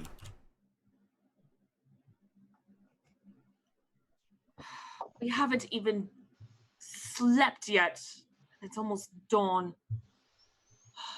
I say we take a nap, rest, get our energy while we travel. That is exactly what Magnus is going to do. Come here, Saron. We might want to move away from this area, though. We can only move so far. Something's going to get us.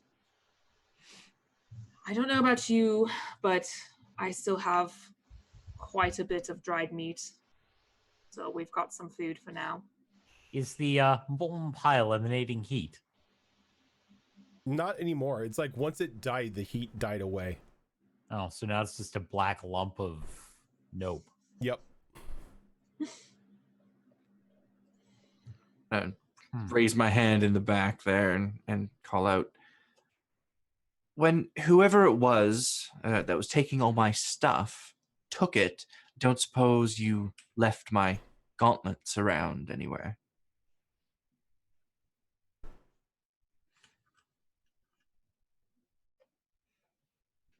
Okay. I'll just sit here with Durinius then and watch the next time a demon approaches us from behind.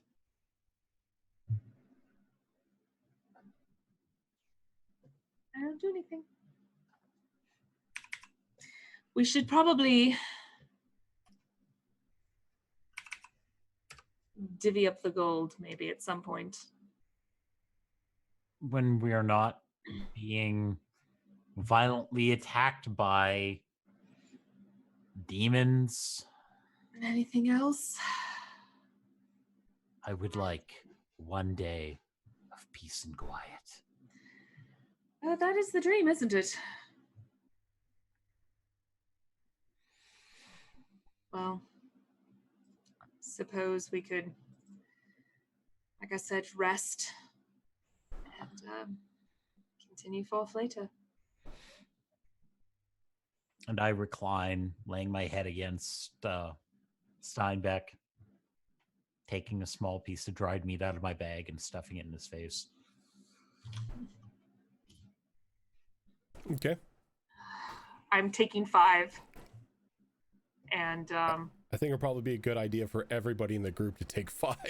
yeah. Maybe 10, maybe 8 hours. Ross, do you want to be lookout or do you want me to go first? I mean, it's going to be a short nap, but probably enough times for us to trade off real quick. I'll take the first watch. All right. I pass the frick out. Okay. So as everyone collapses to take a short rest here, we are going to go ahead and call it for tonight. No cliffhanger this time, as Suddenly 5 demons show up. No! because we're done, because we're signing off. 5 demons appear and HB Fox vanishes. Portal opens, Fox gets sucked in. Well, she I can't mean, do anything. To be fair, I'm not saying I problem. almost considered that.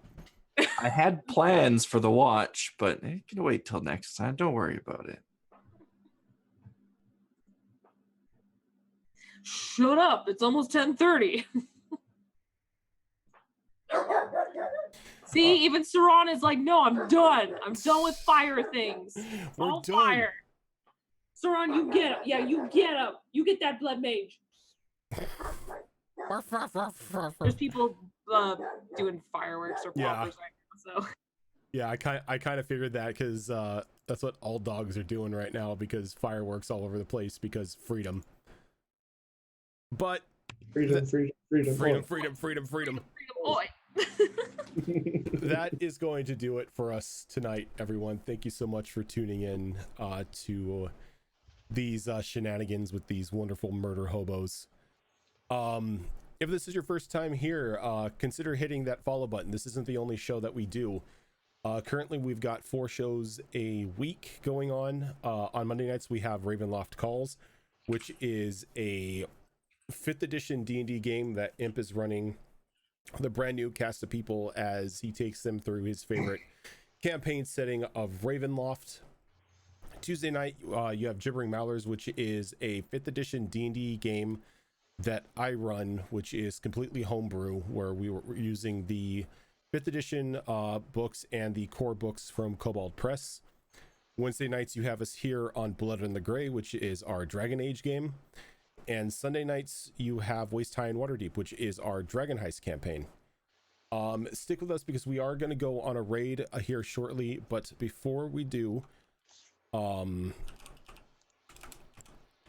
Fox, are the commands in They inputted? should be. Yep. It is. Shadow Fox, who are you and what do you do on the internet?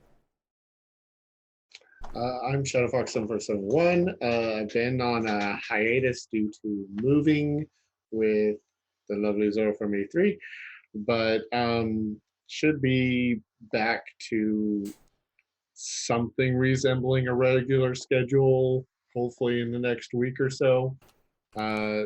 Mostly play Warframe, but I'm very much considering getting more variety in and trying to figure out what direction I want to go as far as that goes.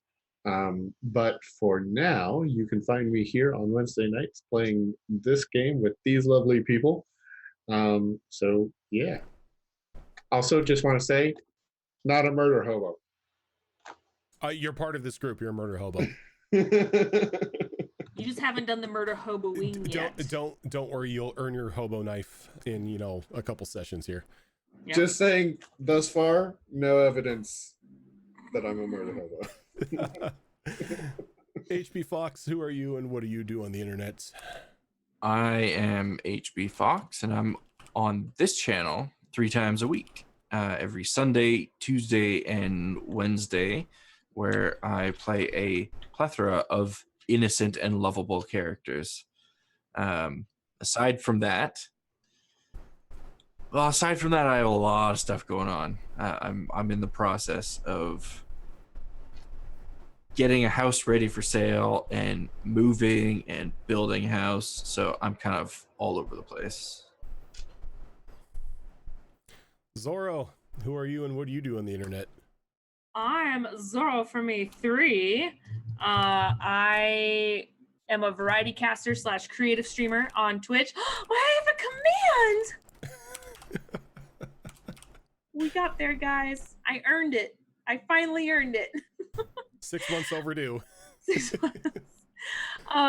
But I am a variety caster doing a lot of story and RPG heavy based type games, a lot of Dead by Daylight. When I do my creative streams, it's a lot of commissions like Twitch emotes, badges. My commissions are open for anyone who's interested. And otherwise, I am here twice a week with these awesome people on Tuesdays and Wednesdays, getting into all kinds of drama. And I love you, Fox. I don't want to be mean to you. You just have that character. It's what the characters would do. Exactly. Ravenslark, who are you and what do you do on the internet? I am Ravenslark. I am a variety caster here on Twitch. Live on my own channel, normally 4 days a week, here on Wednesdays with these amazing people, literally giving Asthea constant concussions. I've been on a micro break, mainly because there has been consistent construction. I've been replacing fences. Our house is currently being ripped apart on the outside. Eventually I will actually stream again when I physically have time and I'm not like drooling on my keyboard at the end of a day. But yeah, that's me. And I am Rojan Quest. I forgot to type in my own name. Pro streamer, by the way.